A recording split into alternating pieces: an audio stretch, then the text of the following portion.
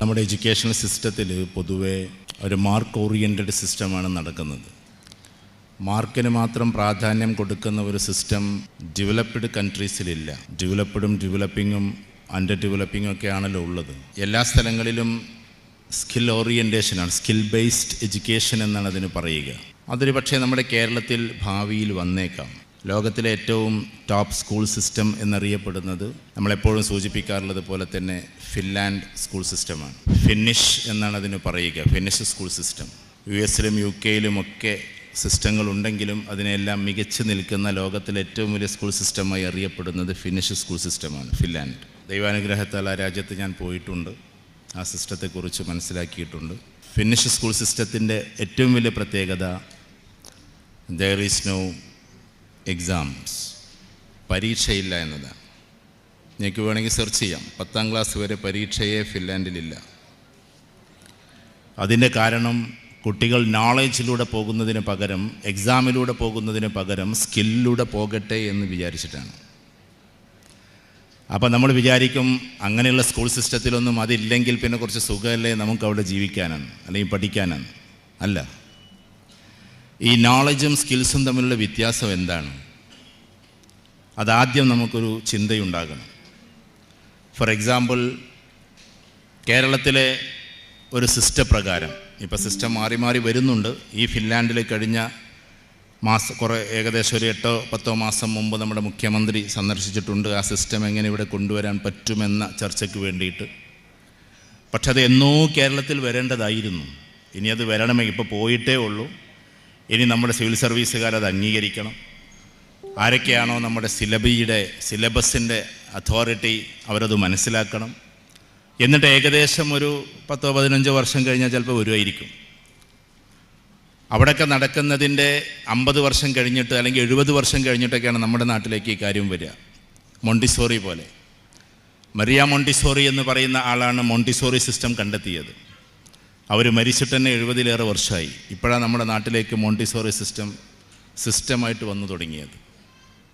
അപ്പോൾ ഞാൻ പറഞ്ഞു വരുന്നത്, ലോകതലത്തിൽ എല്ലായിടത്തും ഒരു സ്കിൽ ബേസ്ഡ് ഓറിയൻറ്റേഷൻ നടന്നുകൊണ്ടിരിക്കുകയാണ് സ്റ്റുഡൻസിനിടയിൽ. എന്തുകൊണ്ടാണ് നമ്മുടെ കുട്ടികൾക്ക് ആ സ്കില്ല് നഷ്ടപ്പെടുന്നത്? സ്കൂൾ തലത്തിൽ അതില്ലാത്തത് കൊണ്ടാണ്. ഞാൻ വെറുതെ പറയുന്നതല്ല. ലോകത്തിലെ എല്ലാ എഡ്യൂക്കേഷണൽ സിസ്റ്റങ്ങളൊന്നും ഒരു മാച്ചിങ്ങും മാപ്പിങ്ങും ഒക്കെ നടത്തി നോക്കിയാൽ നമുക്കത് മനസ്സിലാവും. അപ്പോൾ ചെറുപ്പം മുതലേ അങ്ങനെ ഒരു സ്കിൽ ഓറിയൻറ്റേഷൻ നടന്നിരുന്നുവെങ്കിൽ നമ്മുടെ കുട്ടികളൊക്കെ ഒരുപാട് വിദൂരതയിലെത്തുമായിരുന്നേനെ. കേരള സ്റ്റുഡൻസ് വളരെ ബെസ്റ്റാണ്. വാസ്റ്റ് ലെവലിൽ, ഡെപ്ത് ലെവലിൽ കേരള സ്റ്റുഡൻസ് അത്ര നല്ലതല്ല എന്നാണ് ലോകത്തിൻ്റെ വിലയിരുത്തൽ. കേരള സ്റ്റുഡൻസ്, അതിൻ്റെ കാരണം നമ്മുടെ സിലബസ് എന്ന് പറയുന്നത് ജസ്റ്റ് ചോക്ക് ആൻഡ് ടോക്ക് എന്ന് പറയുന്നതിലേക്ക് മാറിയിരിക്കുന്നു, അല്ലെങ്കിൽ അങ്ങനെയാണ് പോകുന്നത് എന്നതുകൊണ്ടാണ്. ഉദാഹരണത്തിന് നമുക്ക് ഒരു എസ്സേ വരുന്നത് ഇങ്ങനെയായിരിക്കും. ഈ സ്കില്ലും നോളജും തമ്മിലുള്ള വ്യത്യാസം പറയാം. മൂന്നാറിനെ കുറിച്ച് വിശകലനം ചെയ്യുക, അതായിരിക്കും നമ്മളൊരു ചോദ്യം. അപ്പോൾ നമ്മൾ മൂന്നാറിനെ കുറിച്ച് വിശദീകരിച്ചാൽ മതി. മൂന്നാർ എന്ന് പറഞ്ഞാൽ ഏതാണ്? മൂന്നാറിൻ്റെ പ്രത്യേകത എന്താണ്? മൂന്നാറിൽ എത്ര ടൂറിസ്റ്റുകൾ വരുന്നു, എത്ര ടൂറിസ്റ്റുകൾ പോകുന്നു, എന്തൊക്കെയാണ് അവിടുത്തെ ക്ലൈമറ്റിൻ്റെ അവസ്ഥ, എവിടെയൊക്കെയാണ് അവിടെ കാണാനുള്ളത്, പ്രത്യേകിച്ച് ഇമ്പോർട്ടൻ്റ് ആയിട്ടുള്ള പ്ലേസസ് ഏതൊക്കെയാണ്. ഇതാണ് ഒരു കേരള സ്റ്റുഡൻറ്റ് അവൻ്റെ ആൻസർ ഷീറ്റിൽ എഴുതി വെക്കേണ്ടത്. എന്നാൽ ഞാൻ നേരത്തെ പറഞ്ഞ സ്കിൽ ബേസ്ഡ് സിസ്റ്റത്തിലാണെങ്കിൽ, ഫിന്നിഷിലോ അല്ലെങ്കിൽ മറ്റുള്ള രാജ്യങ്ങളിലൊക്കെ നടക്കുന്ന ആ സിസ്റ്റത്തിലാണെങ്കിൽ ആ ചോദ്യം ഒന്ന് ട്വിസ്റ്റ് ചെയ്യും. ഞാനിത് മനസ്സിലാക്കാൻ വേണ്ടിയിട്ട് പറയാം. ആ ചോദ്യം ഇങ്ങനെ ആയിരിക്കും: ഞങ്ങൾ 10 പേര് കേരളം സന്ദർശിക്കാനിരിക്കുന്നു. കേരളത്തിൽ പ്രധാനമായി ഏകദേശം 10ഓളം ടൂറിസ്റ്റ് പ്ലേസുകളുണ്ട്, അത് ഞങ്ങൾക്കറിയാം. അതിൽ ഏറ്റവും ബെസ്റ്റ് ഏതാണെന്ന് അനാലിസിസ് നടത്തിയിട്ട് ഞങ്ങളെ അറിയിക്കുക. ഞങ്ങളാകെയുള്ളത് 3 ദിവസമായിരിക്കും കേരളത്തിൽ. ആ 3 ദിവസത്തിൽ നിങ്ങൾ സെലക്ട് ചെയ്യുന്നത് ഏത്, സെലക്ട് ചെയ്യാനുള്ള മാനദണ്ഡങ്ങൾ ഏത്, ഞങ്ങളവിടെ ഞങ്ങളുടെ 3 ദിവസം അവിടെ സ്പെൻഡ് ചെയ്യുമ്പോൾ ഞങ്ങൾക്ക് കിട്ടുന്ന ബെനിഫിറ്റ്സ് എന്ത്, അതോടൊപ്പം 10 സ്പോട്ടുകളിൽ നിന്ന് ഇതിനുള്ള പ്രത്യേകത എന്ത്. അപ്പോൾ അവിടെ എന്തൊക്കെ വേണ്ടി വരും? എല്ലാറ്റിനെക്കുറിച്ച് പഠിക്കണം, താരതമ്യ പഠനങ്ങൾ ഉണ്ടാകണം, പരസ്പരം അങ്ങോട്ടും ഇങ്ങോട്ടുള്ള മാച്ചിങ്ങും മാപ്പിങ്ങും സ്റ്റഡീസൊക്കെ നടക്കണം, എത്ര ടൂറിസ്റ്റുകൾ എല്ലായിടത്തും വരുന്നു പോകുന്നു എന്ന് നോക്കണം, ക്ലൈമറ്റിൻ്റെ ചേഞ്ചസിനെ കുറിച്ച്, ഫുഡിൻ്റെ ഹാബിറ്റ്സിനെ കുറിച്ച്, അവിടെ നിന്നെങ്കിലും അപകടം പറ്റിയാൽ അവിടുത്തെ ഹോസ്പിറ്റാലിറ്റിയെക്കുറിച്ച് അല്ലെങ്കിൽ ഹോസ്പിറ്റൽസിനെ കുറിച്ച്, ഇതിനെക്കുറിച്ചൊക്കെ അനലൈസ് ചെയ്തിട്ട് വേണം കുട്ടി ഒരു ആൻസർ എഴുതാൻ. ഇതാണ് സ്കിൽ ഓറിയൻറ്റേഷനിലെ ചോദ്യത്തിൻ്റെയും ഡയറക്റ്റായിട്ടൊരു നോളജബിൾ ആയിട്ടുള്ള ചോദ്യത്തിൻ്റെയും തമ്മിലുള്ള വ്യത്യാസം അതാണ്. ഒരു കുട്ടി ഒരുപാട് ചിന്തിച്ചെഴുതണം, മറ്റേ കുട്ടി മൂന്നാറിനെ കുറിച്ച് എന്താണ് പുസ്തകത്തിൽ പറഞ്ഞിട്ടുള്ളത് അത് എഴുതിയാൽ മതി. ഈ ഒരു വ്യത്യാസമാണ് എഡ്യൂക്കേഷനിൽ എവിടെയുമുള്ളത്. ഇപ്പം നമ്മുടെ നാട്ടിൽ +2 വരെ പഠിച്ചാലും ഒരു ദിവസം പോലും കുട്ടികൾ പ്രസൻറ്റ് ചെയ്യേണ്ട ആവശ്യമില്ല. നമ്മുടെ നാട്ടിലെ ഒരു കേരള മോഡലോ അല്ലെങ്കിൽ CBSE മോഡലോ പഠിക്കുന്ന കുട്ടി എല്ലാറ്റിലും A+ എടുത്ത കുട്ടിയാണെങ്കിൽ പോലും, ഞാൻ ഇൻട്രൊഡക്ഷൻ തീർത്തിട്ട് നിങ്ങളിലേക്ക് വരാം, A+ എടുത്ത എല്ലാറ്റിലും A+ ആണ്. പക്ഷേ ആ കുട്ടി ഒരു ദിവസം പോലും ആളുകളുടെ മുമ്പിൽ പ്രസൻറ്റ് ചെയ്യേണ്ടെന്ന ഒരു ഗതിയില്ല. താൻ പഠിച്ച സബ്ജക്റ്റുകളെ ഒന്ന് പ്രസംഗ രൂപത്തിലോ ക്ലാസ് രൂപത്തിലോ എഴുത്ത് രൂപത്തിലോ അവതരിപ്പിക്കേണ്ടുന്ന സാഹചര്യമില്ല. പക്ഷേ പുറത്തൊക്കെ പഠിക്കുന്ന കുട്ടികളെ സംബന്ധിച്ചിടത്തോളം, അത് ഇന്ന രാജ്യത്തെ ആ രാജ്യങ്ങളെ പ്രൊമോട്ട് ചെയ്യല്ല, ആ കുട്ടി എല്ലാ ദിവസവും അവനക്ക് പ്രസൻറ്റേഷൻ അവറുണ്ട്. ആ ഹവേഴ്സിൽ അവനത് ചെയ്തേ പറ്റൂ. അപ്പോൾ അതിന് മുമ്പ് എന്ത് ചെയ്യണം? ആ കുട്ടി ടീച്ചർ നാളെ ക്ലാസ് എടുക്കുന്നതിന് മുമ്പേ ഈ കുട്ടി എന്തായിരിക്കണം? ആ ഒരു ചാപ്റ്ററിനെ കുറിച്ച് പഠിക്കണം, ആ യൂണിറ്റിനെ കുറിച്ച് പഠിക്കണം, ആ യൂണിറ്റിൻ്റെ സിനാപ്സിസ് തയ്യാറാക്കണം, ആ സിനാപ്സിസിനെ PPTയിലേക്ക് ആക്കണം.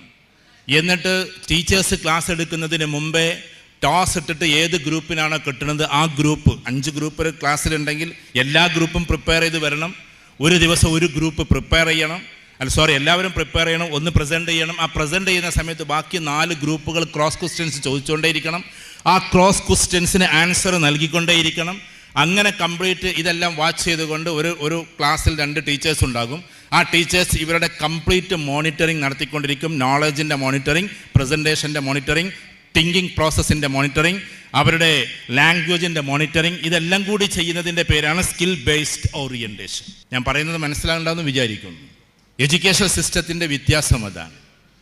അപ്പോൾ നമ്മെ സംബന്ധിച്ചിടത്തോളം നമ്മുടെ നാട്ടിലെ എഡ്യൂക്കേഷൻ സിസ്റ്റത്തിൽ, ഞാൻ എഡ്യൂക്കേഷൻ സിസ്റ്റത്തെ മോശമാക്കി പറയാൻ വേണ്ടി വന്നതല്ല, ഈ സിസ്റ്റത്തിൽ എപ്പോഴും ബൈഹാർട്ട് സിസ്റ്റമാണ്. ഇന്ത്യയിലെ ഏറ്റവും വലിയ ഹൈലി കോമ്പറ്റേറ്റീവ് ആയിട്ടുള്ള എക്സാമിനേഷൻ ഏതാണ്? ആർക്കെങ്കിലും ഒന്ന് പറയാൻ പറ്റുമോ? നമ്മളെല്ലാവരും സിവിൽ സർവീസാണ് പറയാം, അല്ലേ? സിവിൽ സർവീസാണ് പറയാം. പക്ഷേ സിവിൽ സർവീസുകാർ പോലും എഴുതിയാൽ പൊട്ടുന്ന എക്സാംസ് ഉണ്ട്. എനിക്കറിയാവുന്ന 2 സിവിൽ സർവീസ് കിട്ടിയ ആൾക്കാരായി എക്സാം എഴുതി പൊട്ടിയിട്ടുണ്ട്. നമ്മൾ വിചാരിക്കും സിവിൽ സർവീസാണ് ഏറ്റവും ടോപ്പായിട്ടുള്ള എക്സാം എന്ന്. അത് ശരി തന്നെയാണ്. പക്ഷേ ആക്ച്വറിയൽ സയൻസ് എന്ന് പറയുന്ന ഒരു സബ്ജക്റ്റ് ഉണ്ട്, ഇൻഷുറൻസ് ബേസ് ചെയ്തിട്ടുള്ള സാധനമാണ്. സിവിൽ സർവീസുകാർ പോലും അത്, കാരണം ഹെവി സാലറി ആയതുകൊണ്ട് അതിലേക്ക് പോകാൻ വേണ്ടി അവർ ആഗ്രഹിക്കും. പക്ഷെ ഒരുപാട് ആളുകൾ പരാജയപ്പെട്ടിട്ടുണ്ട് ആക്ച്വറിയൽ സയൻസിൻ്റെ, അതിൻ്റെ ടെക്നിക്കൽ സൈഡ്, ഇൻഷുറൻസ് എങ്ങനെ കൊടുക്കുന്നു, അതിൻ്റെ പെർസെൻറ്റേജസ്, കാര്യങ്ങൾ, അതുമായി ബന്ധപ്പെട്ടുള്ള കംപ്ലീറ്റ് അലൈൻമെൻറ്റ്സുമായി ബന്ധപ്പെട്ടിട്ടുള്ള കംപ്ലീറ്റ് ആയിട്ടുള്ള എക്കണോമിക്സ് തിയറികളാണ്. അതോടൊപ്പം അതിൻ്റെ പ്രാക്ടിക്കൽ സൈഡാണ്. അപ്പോൾ ഞാൻ പറഞ്ഞു വരുന്നത്, ഇപ്പോൾ സിവിൽ സർവീസ് ആണെന്ന് വെക്കുക, ഈ സിവിൽ സർവീസ് എന്ന് പറയുന്നത് തന്നെ, ഇപ്പം നിങ്ങൾക്ക് ആർക്കെങ്കിലും A+ ഇല്ല എന്ന് വിചാരിക്കും. A+ എല്ലാവർക്കും ഉണ്ടാവണമെന്നില്ലല്ലോ. A+ ഇല്ലാത്ത കുട്ടികൾക്കും സിവിൽ സർവീസ് എക്സാം എഴുതാം. കാരണം സിവിൽ സർവീസിൽ ഒരിക്കലും A+ ചോദിക്കുന്നില്ല. കാരണം A+ എന്ന് പറഞ്ഞാൽ ഒരു സ്കിൽ ബേസ്ഡ് സിസ്റ്റം അല്ലെന്ന് അവർക്കറിയാവുന്നത് കൊണ്ട്. ഇതെന്നോട് സംസാരിച്ചത് സിവിൽ സർവീസ് കിട്ടിയ ആളുകളാണ്. ഞാൻ പറഞ്ഞു വരുന്നത്, സിവിൽ സർവീസിൽ എവിടെയും +2 എല്ലാറ്റിലും A+ വേണമെന്ന് ആവശ്യപ്പെടുന്നില്ല. SSLCക്ക് A+ വേണമെന്ന് ആവശ്യമേ ഇല്ല. സെക്കൻഡ് ക്ലാസ് എങ്കിലും ഉണ്ടായാൽ മതി ഡിഗ്രിക്ക്, അല്ലെങ്കിൽ ഫസ്റ്റ് ക്ലാസ് ഉണ്ടെങ്കിൽ നന്നായി, അത്രയൊക്കെ ഉള്ളൂ. പക്ഷേ സിവിൽ സർവീസ് കിട്ടണമെങ്കിൽ ഈ മാർക്കല്ല വേണ്ടത്, അവർക്ക് സ്കിൽസാണ് വേണ്ടത്. ഒരുപാട് നോളജുകളെ തൻ്റെ തലയിലേക്ക് കയറ്റാനും അതിനതിമനോഹരമായി ഉപയോഗിക്കാനും ക്രിട്ടിക്കൽ തിങ്കിങ്ങിലൂടെയും ഡിസിഷൻ മേക്കിങ്ങിലൂടെയും പോകാനുമാണ് ഒരാൾ പഠിക്കേണ്ടത്. അല്ലാതെ കുറേ നോളജ് ഉള്ളിലാക്കുകയല്ല. ആ ഭാഗങ്ങളെക്കുറിച്ചിട്ടും അവന് സ്കില്ലുണ്ടാകണം. അതുകൊണ്ടാണ് സിവിൽ സർവീസുകാർക്ക് ഈ ഒരു ആവശ്യമില്ലാത്തത്. കാരണം മാർക്ക് എന്ന് പറയുന്നത് അത്ര വലിയൊരു കൺസിഡറേഷൻ ആക്കാത്തത്. അപ്പം ഞാൻ പറഞ്ഞു വരുന്നത്, നമ്മളെ സംബന്ധിച്ചിടത്തോളം മാർക്കിലാണ് കൂടുതൽ കുട്ടികൾ കോൺസെൻട്രേറ്റ് ചെയ്യാറുള്ളത്. പ്രത്യേകിച്ച് കേരളത്തിലെ സ്റ്റുഡൻസ്, എല്ലാ സ്റ്റുഡൻസും, ഇന്ത്യയിലെ മൊത്തത്തിലുള്ള സ്റ്റുഡൻസിൻ്റെ അവസ്ഥ തന്നെയാണ്. ഇവൻ ദുബായിലുള്ള നമ്മളെ കേരളീസ് പോലും കോൺസെൻട്രേറ്റ് ചെയ്യുന്നത് മാർക്കിലാണ്, അല്ലെങ്കിൽ ഏത് രാജ്യത്ത് പോയാൽ. പക്ഷെ അതൊന്നും കൂടി വ്യത്യാസപ്പെടും രാജ്യം വേറെയാകുമ്പോൾ. ഫോർ എക്സാമ്പിൾ, ഒരു ഉദാഹരണത്തിന് പറഞ്ഞാൽ, ഞാൻ ഇവിടെ രാഷ്ട്രീയം പറയല്ല, ഇപ്പോൾ ശശി തരൂർ സ്കൂളിംഗ് എന്ന് പറയുന്ന സിസ്റ്റം അദ്ദേഹത്തിൻ്റെത് സ്കിൽ ബേസ്ഡ് മോഡായിരുന്നു. അതുകൊണ്ടാണ് ഈ ശശി തരൂർ ഇങ്ങനെ വളരെ പ്രതിഭാശാലിയായി മാറിയത്. അതായത് അദ്ദേഹത്തിൻ്റെ സ്വന്തം കഴിവുകൊണ്ട് മാത്രമൊന്നുമല്ല. 8ാമത്തെ വയസ്സിൽ പുസ്തകം എഴുതുന്നത് അദ്ദേഹത്തിന് പുസ്തകം എഴുതാൻ 8 വയസ്സിന് മുമ്പേ അധ്യാപകരുള്ള സാഹചര്യം ഒരുക്കി കൊടുത്തതുകൊണ്ടാണ്. 8 വയസ്സിലാണ് പുസ്തകം എഴുതുന്നത്. ശശി തരൂരിനെ കുറിച്ച് പഠിച്ചാൽ നമുക്ക് മനസ്സിലാവും. അപ്പം ഞാൻ പറഞ്ഞു വരുന്നത് സ്കിൽ ബേസ്ഡ് ഓറിയൻറ്റേഷനിലൂടെ ആരൊക്കെ പോയിട്ടുണ്ട് അവരെല്ലാം വലിയ സാമർത്ഥ്യത്തിലെത്തിയിട്ടുണ്ട്. ആ സ്കിൽസ് പല രീതിയിലുണ്ട്. പ്രൊഫഷണൽ സ്കിൽസ് ഉണ്ട്, ഹാർഡ് സ്കിൽസ് ഉണ്ട്, അതേപോലെ തന്നെ സോഫ്റ്റ് സ്കിൽസ് ഉണ്ട്. ഈ ഹാർഡ് സ്കിൽസ് മിക്കവാറും വരുന്നത് പ്രൊഫഷണൽ സ്കില്ലുമായി ബന്ധപ്പെട്ടിട്ടാണ്. സോഫ്റ്റ് സ്കിൽസ് നമ്മുടെ പേഴ്സണൽ ഗ്രോത്തുമായി ബന്ധപ്പെട്ടിട്ടാണ്. അത് നമുക്ക് പിന്നീട് ചർച്ച ചെയ്യാം. ഞാൻ പറഞ്ഞു വരുന്നത് ഇത്തരത്തിലുള്ള സ്കില്ലുകളിലൂടെ പോകുമ്പോഴാണ് നമ്മളാകുന്നത്. എഡ്യൂക്കേഷന് 4 ഭാഗങ്ങളുണ്ട്. ആ 4 ഭാഗങ്ങളും ഒരാളിൽ ഫിനിഷ് ആകുമ്പോഴാണ് അയാളൊരു മഹാപ്രതിഭയായി മാറുന്നത്. മിക്കവാറും കുട്ടികളിൽ പല ആളുകളും അതിൽ ഒന്ന് മാത്രമായിട്ട് ചുരുക്കുന്നു എന്നതാണ്. ഒബ്സർവേഷണൽ സ്കിൽ എന്ന് പറയുന്ന ഒരു സാധനം നമുക്കില്ലാത്തത് കൊണ്ടാണ്. നമ്മൾ ഏത് ദിശയിലേക്കാണ് തിരിഞ്ഞിരിക്കുന്നത് എന്നുപോലും അതിന് ഒബ്സർവേഷൻ എന്നാണ് പറയുക. ഞാൻ കുട്ടികളോട് പറയാണ്, ഭാവിയിൽ ഇൻ്റർവ്യൂവിൽ അറ്റൻഡ് ചെയ്യുന്ന സമയത്ത് നിങ്ങൾ വലിയ ഹൈലി കോമ്പറ്റേറ്റീവ് ഇൻ്റർവ്യൂവിനൊക്കെ പോകുമ്പോൾ നിങ്ങളോട് ആദ്യമായി ചോദിക്കുന്ന ചോദ്യങ്ങളിൽപ്പെട്ട ഒന്ന്, നിങ്ങൾ ഇങ്ങോട്ട് കയറി വരുന്ന സമയത്ത് അവിടെ 3 പേര് നിന്നിരുന്നു, അവരെന്തൊക്കെയാണ് ചെയ്യുന്നത് എന്നാണ്. നമ്മൾ ഇൻ്റർവ്യൂ ബോർഡിലല്ലേ ചോദ്യം ചോദിക്കുന്നത്, ഇൻ്റർവ്യൂ ബോർഡിലേക്ക് എത്താൻ വേണ്ടിയിട്ട് നമ്മൾ വരിക. പക്ഷെ ആ വരുന്ന സമയത്ത് ക്ലവർലി അവർ നിർത്തിയിട്ടുണ്ടാവും. ഒരാൾ ചിലപ്പോൾ അവിടെ നിന്ന് മാഗസിൻ വായിക്കുന്നുണ്ടാവും, വേറൊരാൾ അവിടെ നിന്ന് കോഫി അടിക്കുന്നുണ്ടാവും, മറ്റൊരാൾ ചിലപ്പോൾ അപ്പുറത്ത് നിന്നിട്ട് വേറെ എന്തെങ്കിലുമൊക്കെ ചെയ്യുന്ന മൊബൈൽ എന്തെങ്കിലും. നമ്മളിത് സ്വാഭാവികമല്ലേ എന്ന് വിചാരിച്ച് നടന്നങ്ങോട്ട് പോരും. ഇതൊന്നും ചിലപ്പോൾ നമ്മൾ നോക്കണമെന്നില്ല. ഇപ്പോൾ ഇവിടെയാണ് എങ്കിൽ നിങ്ങൾ ഇങ്ങോട്ട് കയറി വരുന്ന സമയത്ത് ഇതൊരു ഓഡിറ്റോറിയം മുകളിലാണെങ്കിൽ എത്ര സ്റ്റെപ്പ് ഉണ്ടായിരുന്നു എന്നൊരു ചോദ്യം ഉണ്ടാവും മിക്കവാറും നല്ല കോമ്പറ്റേറ്റീവ് ആയിട്ടുള്ളതിൽ. കാരണം എന്തുകൊണ്ടാണ്? ഒബ്സർവേഷണൽ സ്കില്ലുള്ള ആളുകൾക്ക് മാത്രമേ മാസ്സായിട്ട് ആളുകളെ എന്ത് ചെയ്യാൻ പറ്റുള്ളൂ, കൈകാര്യം ചെയ്യാൻ പറ്റൂ, ലീഡർഷിപ്പ് ക്വാളിറ്റി ഉണ്ടാകും. സൈക്കോളജിയുടെ ഒരു വേർഷനാണ്. എല്ലാവരെയും ഒരേപോലെ കാണുമ്പോഴാണ് അയാൾക്ക് നല്ല ലീഡറാകാൻ പറ്റുക. ആ കാഴ്ചയിൽ ഒബ്സർവേഷൻ എന്ന് പറയുന്ന സാധനം ഉണ്ടാകണം. എല്ലാറ്റിനും നിരീക്ഷിക്കണം. ഇവിടെ ഇപ്പോൾ തെക്കെവിടെയാണ്, വടക്കെവിടെയാണ്, എവിടെയാണ് നിൽക്കുന്നത്, ഏത് ഭാഗത്താണ് ഉള്ളത്, എത്ര ആളുകളാണ് ഇവിടെ ഉള്ളത്, ഈ ഒരു ഒബ്സർവേഷൻ നമുക്ക് എപ്പോഴും ഉണ്ടാകണം. ആ നിരീക്ഷണ പാഠവമാണ് സത്യത്തിൽ നമ്മളെ മറ്റൊന്നാക്കുന്നത്. അതൊരു സ്കില്ലാണ്. അത് അത്രമാത്രം ഉണ്ടാകില്ല നമുക്ക്. എല്ലാവരും ഒന്നിരുന്നോ? Just okay. അല്ല, ഒന്നും കൂടി നിന്നാട്ടെ, കുഴപ്പമില്ലെങ്കിൽ. ആ കാരണം എന്താണെന്ന് വെച്ചാൽ അപ്പോൾ നമ്മുടെ വേറൊരു സ്കിൽ നമുക്ക് മനസ്സിലാവും. സോഫ്റ്റ് സ്കില്ലിൽ ഏറ്റവും പ്രധാനപ്പെട്ട ഒന്നാണ് ആളുകളെ അഡോപ്റ്റ് ചെയ്യുക എന്നുള്ളത്. എല്ലാവരും ഭയങ്കര സ്നേഹത്തോട് കൂടിയിട്ട് എന്താക്കുക, നമ്മളിലേക്ക് ചേർക്കുക എന്നുള്ളത് വല്ലാത്തൊരു സ്കില്ലാണ്. അവിടെ പെൺകുട്ടികൾക്ക്, ആൺകുട്ടികൾക്ക് അങ്ങനെയുള്ള ആൺകുട്ടികൾ ഈ സൈഡിൽ, അവിടെ പിന്നെ പാരൻസ് ആയിരിക്കും ഉണ്ടാവുക. എല്ലാവരും ഒന്ന് ഹഗ് ചെയ്ത് നോക്കിയാട്ടെ. ആ സമയത്ത് നമുക്ക് അനലൈസ് ചെയ്യാൻ പറ്റും നമുക്ക് എത്രത്തോളം ആളുകൾ അഡോപ്റ്റ് ചെയ്യാൻ പറ്റും. ചിലപ്പോൾ നമ്മൾ വെറുപ്പോട് കൂടിയിട്ട് ചങ്ക് ബ്രാണ് കൂടെ ഉള്ളതെങ്കിൽ നമുക്ക് പ്രശ്നമൊന്നും ഉണ്ടാവില്ല. ഒന്ന് ജസ്റ്റ് ഒന്ന് നോക്കിയാട്ടെ, അടുത്തുള്ളവനൊന്ന് ഹഗ് ചെയ്ത് നോക്കിയാട്ടെ, എന്തൊക്കെ സാറ് കാണിക്കുമെന്ന് വിചാരിക്കും. ചില ആളുകൾക്ക് ഭയങ്കര ഇഷ്ടമാവും. കാരണം എന്തുകൊണ്ടാണ്? അവരുടെ ചങ്ക് ബ്രോ ആണ് കൂടെ നിൽക്കുന്നത്, അല്ലെങ്കിൽ അങ്ങനെയുള്ള ബെസ്റ്റ് ഫ്രണ്ടാണ് കൂടെ നിൽക്കുന്നത്. ചില ആളുകൾക്കൊരു ഇറിറ്റേഷൻ വരും. ആ ഇറിറ്റേഷനുള്ള ആളുകൾക്ക് എല്ലാവരെയും ഉൾക്കൊള്ളാൻ കഴിയില്ല എന്നാണ് സൈക്കോളജിക്കൽ പ്രൂവ്. ഞാൻ പറഞ്ഞു മനസ്സിലായോ? അപ്പോൾ നമുക്ക് എല്ലാവരെയും ഉൾക്കൊള്ളുക എന്നുള്ളൊരു കപ്പാസിറ്റി അത് നമുക്കില്ലാത്ത. ഇപ്പോൾ ഇന്ത്യയുടെ ഏറ്റവും വലിയ പ്രശ്നം എന്താ? ഈ ഒരു സ്കില്ലൊക്കെ ആളുകൾക്കുണ്ടെങ്കിൽ പോലും അതിനെ രാഷ്ട്രീയക്കാർ തകർത്തുകൊണ്ടിരിക്കുക. ഞാൻ രാഷ്ട്രീയം പറയല്ല, ആളുകളെ വെറുപ്പിച്ച് ആലിംഗനത്തിൽ നിന്ന് അകറ്റുന്നു. അഥവാ ഹൈന്ദവരെയും മുസൽമാനെയും ക്രിസ്ത്യാനികളെയൊക്കെ അകറ്റിക്കൊണ്ടിരിക്കുന്ന രാഷ്ട്രീയക്കാർ ആരുമാകട്ടെ. കാരണം മനുഷ്യനിൽ വെറുപ്പുകൾ ഉണ്ടാക്കി കൊടുക്കുന്നു. ആ വെറുപ്പുകൾ എന്താക്കുന്നു? നമ്മളെ ശത്രുക്കളാക്കുന്നു. അതോടുകൂടി നമ്മളെല്ലാ സ്കില്ലും പോകുന്നു, എല്ലാവരും മനസ്സിലാക്കാനുള്ള കപ്പാസിറ്റിയും പോകുന്നു. ചെറിയ നഷ്ടമൊന്നുമല്ല ഇതുകൊണ്ടൊന്നും നടക്കുന്നത്. അപ്പോൾ നമ്മെ സംബന്ധിച്ചിടത്തോളം നമുക്ക് എല്ലാവരെയും ഉൾക്കൊള്ളാൻ പറ്റണം, മാനേഴ്സോട് കൂടിയിട്ട് പെരുമാറാൻ പറ്റണം, അധികം മനോഹരമായിട്ട് ആളുകളുടെ കൂട്ടത്തിൽ നമ്മൾ എല്ലാവരും ലീഡേഴ്സ് ആകണം. കാലോചിതമായ മാറ്റങ്ങളുടെ ഒരു വിയോഗമായിരിക്കണം നമ്മൾ. ഒരു കാലഘട്ടത്തിൽ ഈ റോഡിലൂടെ ഓടിപ്പോയിരുന്ന ഏറ്റവും വലിയ കാറ് ഒരു കാലഘട്ടത്തിൽ അംബാസഡർ ആയിരുന്നു. പഴയ ആൾക്കാർക്കറിയാം, അംബാസഡറിലായിരുന്നു പ്രൈം മിനിസ്റ്റർ പോയിരുന്നത്, അംബാസഡറിലായിരുന്നു പ്രസിഡന്റ് പോയിരുന്നത് ഒക്കെ. ആ അംബാസഡർ പോലെ ഇത്ര ക്വാളിറ്റി ഇല്ല, ഞാൻ അതിനെ വാഴ്ത്തി പറയല്ല, എന്നിട്ട് സുരക്ഷിതമായി പോകാൻ പറ്റിയ ഒരു സാധനം ഞാൻ വേറെ കണ്ടിട്ടില്ല. അതിൽ ഒന്ന് പിന്നെ ഇപ്പോൾ ഈ അടുത്തിടെ ഇറങ്ങിയിട്ടില്ല ചില റോൾസ് റോയ്സ് പോലെ. കാരണം ഒന്ന് ആക്സിഡൻ്റ് ആയാൽ പോലും ആൾക്കൊന്നും സംഭവിക്കാത്തൊരു വാഹനം കൂടിയാണ് അംബാസഡർ എന്നാണ്. അത്ര സ്ട്രെങ്ത് ആയിരുന്നു അതിൻ്റെ ബോഡി. ബാക്ക് സീറ്റിൽ ഇരിക്കാൻ വരെ അത്ര പവറായിരുന്നു അന്ന്. ആ കാലത്ത് കാലോചിതമായ മാറ്റം മാറാത്തത് കൊണ്ട് റോഡിലെ കിങ് ആയിരുന്ന അംബാസഡർ ഔട്ടാകേണ്ടി വന്നു. കാലോചിതമായ മാറ്റം മാറാത്തത് കൊണ്ട്. എല്ലാ കാലത്തും ടോപ്പാകും ഞങ്ങളെന്നവർ വിചാരിച്ചു. പക്ഷേ കാലഘട്ടം മാറിയപ്പോൾ കാലത്തിനനുസരിച്ച മാറ്റം അവർ മാറിയില്ല. അതുകൊണ്ട് അംബാസഡർ റോഡിൽ നിന്ന് ഔട്ടായി. നമ്മൾ കാലോചിതമായ മാറ്റം, കാലഘട്ടത്തിൻ്റെ മാറ്റം മാറിയേ പറ്റൂ. അത് നമുക്ക് എത്ര ഏജ് ആയാലും ശരി. നമ്പർ 2, നോക്കിയ ഫോൺ. നിങ്ങളിപ്പോൾ അധികം കാണാത്തൊരു സാധനമാണ്. പക്ഷേ ഫോൺ ഇറങ്ങിയ സമയത്ത് ഏറ്റവും കൂടുതൽ ലോകത്തിൽ ഉണ്ടായിരുന്ന ഫോൺ അത് നോക്കിയ ആയിരുന്നു. 2ാം സ്ഥാനത്തായിരുന്നു സാംസങ്. പിന്നാണ് ബ്ലാക്ക്ബെറിയും അതിനുശേഷം ആപ്പിളൊക്കെ വന്നത്. പക്ഷേ ഈ നോക്കിയ ഫോൺ ഇന്ന് നമുക്കധികം കാണാൻ കഴിയില്ല, കാലോചിതമായ മാറ്റം മാറാത്തത് കൊണ്ട്. സാംസങ് ഇതിൻ്റെ കൂടെ ഇറങ്ങിയതാണ്, പക്ഷെ സാംസങ് അടിക്കടി മാറിക്കൊണ്ടിരിക്കുന്നു. ന്യൂജൻ എന്തൊക്കെയാണോ ചിന്തിക്കുന്നത് അതിൻ്റെ അപ്പുറത്തേക്ക് സാംസങ് മാറുന്നത് കൊണ്ടാണ് ഇന്ന് ഏറ്റവും കൂടുതൽ പ്രിയപ്പെട്ട ഫോണായി ആപ്പിൾ കഴിഞ്ഞാൽ, ചിലർക്ക് ആപ്പിൾ അത്ര ഇഷ്ടമാവണമെന്നില്ല, അത് കഴിഞ്ഞാൽ സാംസങ് ആയി മാറുന്നത് അവിടെയാണ്. ഈ കാലോചിതമായ മാറ്റം അവർ സ്കില്ലിലൂടെ അപ്ഡേഷൻ നടത്തുന്നതാണ്. ഇപ്പോൾ ഇവർ നടത്തുന്ന കുറേ സോഫ്റ്റ് സ്കില്ലുകളുണ്ട്, ഹാർഡ് കോർ സ്കില്ലുകളുണ്ട്, കുറേ കോഴ്സസ് ഉണ്ട്. ഇതൊക്കെയും ഷിഹാബ് ടീം നടത്തുന്ന, അല്ലെങ്കിൽ പിന്നെ സാലി ടീം നടത്തുന്ന, അല്ലെങ്കിൽ മറ്റുള്ളവർ നടത്തുന്ന ഈ ഒരു രീതിയിലുള്ള കോഴ്സസ് ഉണ്ടല്ലോ, ഞാനതിനെങ്ങനെ പ്രൊമോട്ട് ചെയ്യാൻ വേണ്ടി വന്നതല്ല. ഞാനും ഈ സ്ഥാപനമായിട്ട് ഒരു ബന്ധവുമില്ല, നമ്മളെ സുഹൃത്തുക്കൾ നടത്തുന്ന ഒരു സ്ഥാപനം എന്നേ ഉള്ളൂ. എനിക്കിതിൽ നിന്നൊരു 1000 രൂപ വരുമാനമില്ല, ഞാൻ അതുകൊണ്ട് പ്രൊമോട്ട് ചെയ്യല്ല.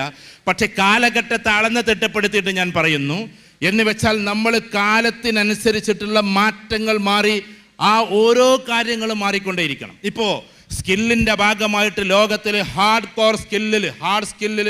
സ്കില്ല് വേറെയാണ്, അതാണ് നിങ്ങളെ പഠിപ്പിക്കുന്നത്. ഇതിൽപ്പെട്ട ഇന്നത്തെ അഡ്വാൻസ്ഡ് ആയിട്ടുള്ളൊരു സാധനമാണ് AI, ആർട്ടിഫിഷ്യൽ ഇൻ്റലിജൻസ്. അതെല്ലാവരും പറയുന്നൊരു സാധനമാണ്. പക്ഷെ ഞാൻ മുമ്പ് സൂചിപ്പിച്ചിട്ടുണ്ട്, ഞാൻ എൻ്റെ 2 മക്കളും കൂടി ദുബായിലെ ആർട്ടിഫിഷ്യൽ ഇൻ്റലിജൻസിൻ്റെ ഒരു പ്രോഗ്രാമിൽ പങ്കെടുത്തു. ഒരുപാട് US നിന്ന് മുതൽ അങ്ങോട്ട് എല്ലാ ആപ്പിളിൻ്റെ ടീമുണ്ടായിരുന്നു, എല്ലാ ടീമുണ്ടായിരുന്നു. ദുബായ് ഹബ്ബാക്കിക്കൊണ്ട് അവർ വലിയൊരു പ്രോഗ്രാം നടത്തി, ടെക്നോളജിക്കൽ ഹബ്ബ്. അതിൽ ഞങ്ങളും പോയിരുന്നു ആ പരിപാടിക്ക്, എൻ്റെ മൂത്ത 2 മക്കളും കൂടി. അപ്പോൾ ഞാൻ 2 പേരും നോക്കിയതിലേക്ക് എന്നെ മെറ്റയിലേക്ക് കയറ്റി, മെറ്റാവേഴ്സ് എന്ന് നമ്മൾ അധികം പദം പോലും കേൾക്കുന്നില്ല, ഞാൻ പറഞ്ഞത് ഏകദേശം 2 വർഷം മുമ്പാണ്. മെറ്റാവേഴ്സിലേക്ക് കയറ്റി AI ഉപയോഗിച്ചുകൊണ്ട് എന്നെ സ്ക്രീനിൻ്റെ അകത്തേക്ക് കയറ്റാൻ. ഞാൻ ഇവിടെ തന്നെ നിൽക്കുന്നു, മൈക്കും പിടിച്ചിട്ട് ചോദ്യം ചോദിക്കാനായിട്ട് എന്നെ അകത്തേക്ക് കയറ്റി. പിന്നെ അവിടെ കാണുന്നത് ഞാൻ വേറൊരാളാണ്. എൻ്റെ ഇവിടുത്തെ വേർഡ്സിനെ ഞാൻ മലയാളത്തിൽ ചോദിച്ചാൽ ഇംഗ്ലീഷിലേക്കാക്കി, ഇംഗ്ലീഷിൽ ചോദിച്ചാൽ നമ്മൾ വേറെ ഏതെങ്കിലും ലാംഗ്വേജിലേക്ക് ആക്കണമെന്ന് ചോദിച്ചാൽ അതാക്കി. അവിടുത്തെ മെറ്റയിലുള്ള ആ ഒരു ലേഡിയോട്, മിക്കവാറും മെറ്റ ലേഡിയായിട്ടാണ് വരാറുള്ളത്, ആ ലേഡിയോട്, ആ ബൊമ്മ പോലെയുള്ള ലേഡിയോട്, ആ AI-യോട്, മെറ്റയോട് ചോദിക്കുന്ന ചോദ്യം അവർ കൃത്യമായിട്ട് ആൻസർ പറയുന്നു. അഥവാ നമ്മുടെ ചോദ്യം തെറ്റിയാൽ, നമ്മൾ ക്ലെവർലി തെറ്റിച്ച് ചോദിക്കുമല്ലോ, sorry it's question is wrong എന്ന് പറയും. നമ്മൾ ചോദ്യം തെറ്റാണെന്ന് പറയും, മെറ്റ പറയും നിങ്ങളത് അങ്ങനെയല്ല ചോദിക്കേണ്ടത്, ഇങ്ങനെയാണെന്ന് പറയും. അപ്പോൾ അത്രത്തോളം. ഇനി നിങ്ങൾ നോക്കിക്കോ, നമ്മുടെ പ്രധാനമന്ത്രി അല്ലെങ്കിൽ നമ്മുടെ പ്രസിഡന്റ് ആരും ആകട്ടെ, ചിലപ്പോൾ ഭാവിയിൽ വരാനിരിക്കുന്ന പ്രധാനമന്ത്രി ആരും ആകാം, ആ ആളുകളൊക്കെയും ഒരേ ദിവസം 1000 വേദികളിൽ വന്ന് പ്രസംഗിക്കുന്നത് നമുക്ക് കാണേണ്ടി വരും, AI ഉപയോഗിച്ച്. ഓഗസ്റ്റ് 15 ദിവസത്തിൽ 1000 വേദികൾ അവർ പ്രത്യക്ഷപ്പെടും. ഫോർ എക്സാമ്പിൾ, ഈ കാണുന്ന എല്ലാ സ്റ്റേറ്റിലും എത്തണമെന്ന് മോഹിക്കുന്നുവെങ്കിൽ അത്രയും സ്റ്റേറ്റിൽ, കേരള സ്റ്റേറ്റിൽ വലിയൊരു സ്റ്റേജ് ഉണ്ടാക്കാൻ പറയും, വലിയതുണ്ടാക്കാൻ പറയും. എന്നിട്ട് അതിൽ പ്രധാനമന്ത്രി പ്രത്യക്ഷപ്പെടും. അത് ചിലപ്പോൾ ഒരു പക്ഷേ ആദ്യം അത് നടപ്പിലാക്കുന്ന ആൾ ദുബായ് ഷെയ്ഖ് ആവാനാ സാധ്യത എന്നാണ് പറയപ്പെടുന്നത്. കാരണം അദ്ദേഹം അതിനു വേണ്ടിയിട്ട് ഒരുപാട് പൈസ ഇൻവെസ്റ്റ് ചെയ്തുകൊണ്ടിരിക്കുകയാണ്. ഒരേ ദിവസം വ്യത്യസ്തമായ വേദികളിൽ ഇൻവിസിബിളായും വിസിബിളായും, ഒരു വേദിയിൽ വിസിബിളായി വരും, ബാക്കിയുള്ള വേദികളിൽ ഇൻവിസിബിളായി വരും. ഈ ഇൻവിസിബിലിറ്റി ഉണ്ടല്ലോ, എന്താ ഇൻവിസിബിൾ? ഞാൻ സിനിമയെക്കുറിച്ച് പറയല്ല, അത് പറഞ്ഞത് ശരിയല്ല, ഞാനത് കാണാത്ത ഒരാളുമാണ്. പക്ഷേ ഇതിനെ അനലൈസ് ചെയ്യാറുണ്ട് പുതിയ ജനറേഷന് വേണ്ടി. പട്ടാൻസ് എന്ന് പറയുന്ന സിനിമയിൽ ആ രംഗം കാണിക്കുന്നത് കൊണ്ടാണ് ആ സിനിമ അത്രയും ടോപ്പായത്. എന്ന് വെച്ചാൽ വ്യത്യസ്ത സ്ഥലങ്ങളിൽ ഒരാൾക്ക് സ്വകാര്യതയിൽ വെളിച്ചത്തോടു കൂടി എത്താൻ പറ്റുമെന്ന് അതിൻ്റെ സന്ദേശത്തിൽ പറയുന്നുണ്ട്. അതൊരു സിനിമയാണ്, നമുക്കത് വിടാം. ഞാൻ പറയുന്നത് അതൊരു റിയാലിറ്റിയാണ്. ഇപ്പോൾ ഉദാഹരണത്തിന് എനിക്ക് ഒരു ദിവസം 1000 വേദികൾ പ്രസംഗിക്കാനുള്ള കാലം 5 വർഷത്തിൻ്റെ അപ്പുറത്തേക്ക് പോകില്ല. 5 വർഷത്തിൻ്റെ ഉള്ളിൽ ഒരേ ദിവസം എനിക്ക് ഇതേപോലെ അറ്റൻഡ് ചെയ്തുകൊണ്ട് സംസാരിക്കാം. പക്ഷേ ഒരിടത്തെ ഞാൻ വിസിബിൾ ആകൂ, ബാക്കി എല്ലായിടത്തും ഇൻവിസിബിളാണ്. എന്നെ തൊട്ടാൽ ഞാൻ അവിടെ ഉണ്ടാകില്ല, പക്ഷേ കാണാൻ ഞാൻ അവിടെ ഉണ്ടാകും. അതാണ് ഇൻവിസിബിൾ. ഞാൻ എന്നെ ആയിരിക്കും എന്ന് വിചാരിച്ചിട്ടാണ് നിങ്ങൾ ഈ കാണുന്നതൊക്കെ, പക്ഷെ അതിൻ്റെ യാഥാർത്ഥ്യം നടക്കുന്നത് വേറെ സ്ഥലത്തായിരിക്കും. ഒറിജിനലായിട്ട് ആളെ കാണും, പ്രകാശരൂപത്തിൽ കാണും, പക്ഷേ തൊട്ടാൽ അറിയാം അയാൾ അവിടെ ഇല്ല എന്നുള്ളത്. അതാണ് AI. അത്രത്തോളം അഡ്വാൻസ്ഡ് ആണ് AI. ഇത്തരത്തിലുള്ള കാര്യങ്ങൾ പഠിച്ച് മനസ്സിലാക്കി നമ്മൾ നമ്മുടെ വാല്യൂസിനെ തന്നെ നിലനിർത്തിക്കൊണ്ട് അതിമനോഹരമായി ഇതിനൊക്കെ പഠിക്കുന്നതിൻ്റെ പേര് കൂടിയാണ് ഹാർഡ് സ്കിൽ എന്നതുകൊണ്ട് ഉദ്ദേശിക്കുന്നത്. നിങ്ങൾ പഠിക്കുന്ന പ്രോഗ്രാംസ് ആകട്ടെ, നിങ്ങൾ പഠിക്കുന്ന മെറ്റയാകട്ടെ, നിങ്ങൾ ഇനി പഠിക്കാൻ പോകുന്ന AI ആകട്ടെ, ഇപ്പോൾ പഠിച്ചുകൊണ്ടിരിക്കുന്ന എന്തൊക്കെ ഡിജിറ്റൽ മാർക്കറ്റിംഗ് ഉണ്ടോ ആ മാർക്കറ്റിംഗ് ആകട്ടെ, എല്ലാം ഇതുമായി ബന്ധപ്പെട്ടതാണ്. ഡിജിറ്റൽ മാർക്കറ്റിംഗ് നിങ്ങൾ പഠിക്കുന്നുണ്ടല്ലോ അല്ലേ? ഡിജിറ്റൽ മാർക്കറ്റിംഗ് പഠിക്കുന്നുണ്ടോ? എനിക്ക് അറിഞ്ഞൂടാ, ഉണ്ടോ? നിങ്ങളുടെ സിലബിയിലില്ല. ഏത് മേഖലയിലേക്ക് നിങ്ങൾ കടന്നു പോയാലും, ഇപ്പം എനിക്കറിയാവുന്ന പെൺകുട്ടികളോട് ഞാൻ പറയാണ്, ഇത് ഉപയോഗിച്ചുകൊണ്ട് എത്രയോ ബിടെക്കുകാർ, നിങ്ങൾ ബാംഗ്ലൂരിൽ പോയാൽ, ബോംബെയിൽ പോയാൽ എത്രയോ പെൺകുട്ടികൾ ഇപ്പോൾ ഒരിക്കലും ഓഫീസ് സ്പേസിലേക്ക് പോകുന്നേ ഇല്ല. അവർ വീട്ടിലിരുന്നു കൊണ്ടാണ് ഈ കാര്യങ്ങൾ ചെയ്യുന്നത്. ഈ വർക്ക് ഫ്രം ഹോമും വർക്ക് അറ്റ് ഹോമും തമ്മിൽ എന്താ വ്യത്യാസം? അത് കൃത്യമായിട്ട് പറയുന്ന ആൾക്കാർക്ക് ഞാനൊരു 1000 രൂപ തരാം. അതിപ്പോൾ എല്ലാവർക്കും അറിയുന്ന കാര്യമൊക്കെ തന്നെ. ചിലർ വർക്ക് ഫ്രം ഹോം എന്ന് പറയും, ചിലർ വർക്ക് അറ്റ് ഹോം എന്ന് പറയും. എന്താ തമ്മിൽ വ്യത്യാസം? വേഗം പറയടാ. ഭയങ്കര പെട്ടെന്ന് ചിന്തിക്കാൻ പറ്റുമെങ്കിൽ ഇതിനൊക്കെ ആൻസർ ഉണ്ട്. ചിലർ പറയും വർക്ക് ഫ്രം ഹോമാണ്, ചിലർ പറയും വർക്ക് അറ്റ് ഹോമാണ്. എന്താ തമ്മിലുള്ള വ്യത്യാസം? വേഗം പറ. 1000 രൂപ കിട്ടുന്ന കേസാണ്. ആ ആ ആ ഒന്നും കൂടി പറഞ്ഞാൽ, അത് ക്ലാരിഫൈ ചെയ്ത് പറഞ്ഞാൽ. 500 രൂപൻ്റെ ആൻസർ ആയിട്ടുണ്ട്.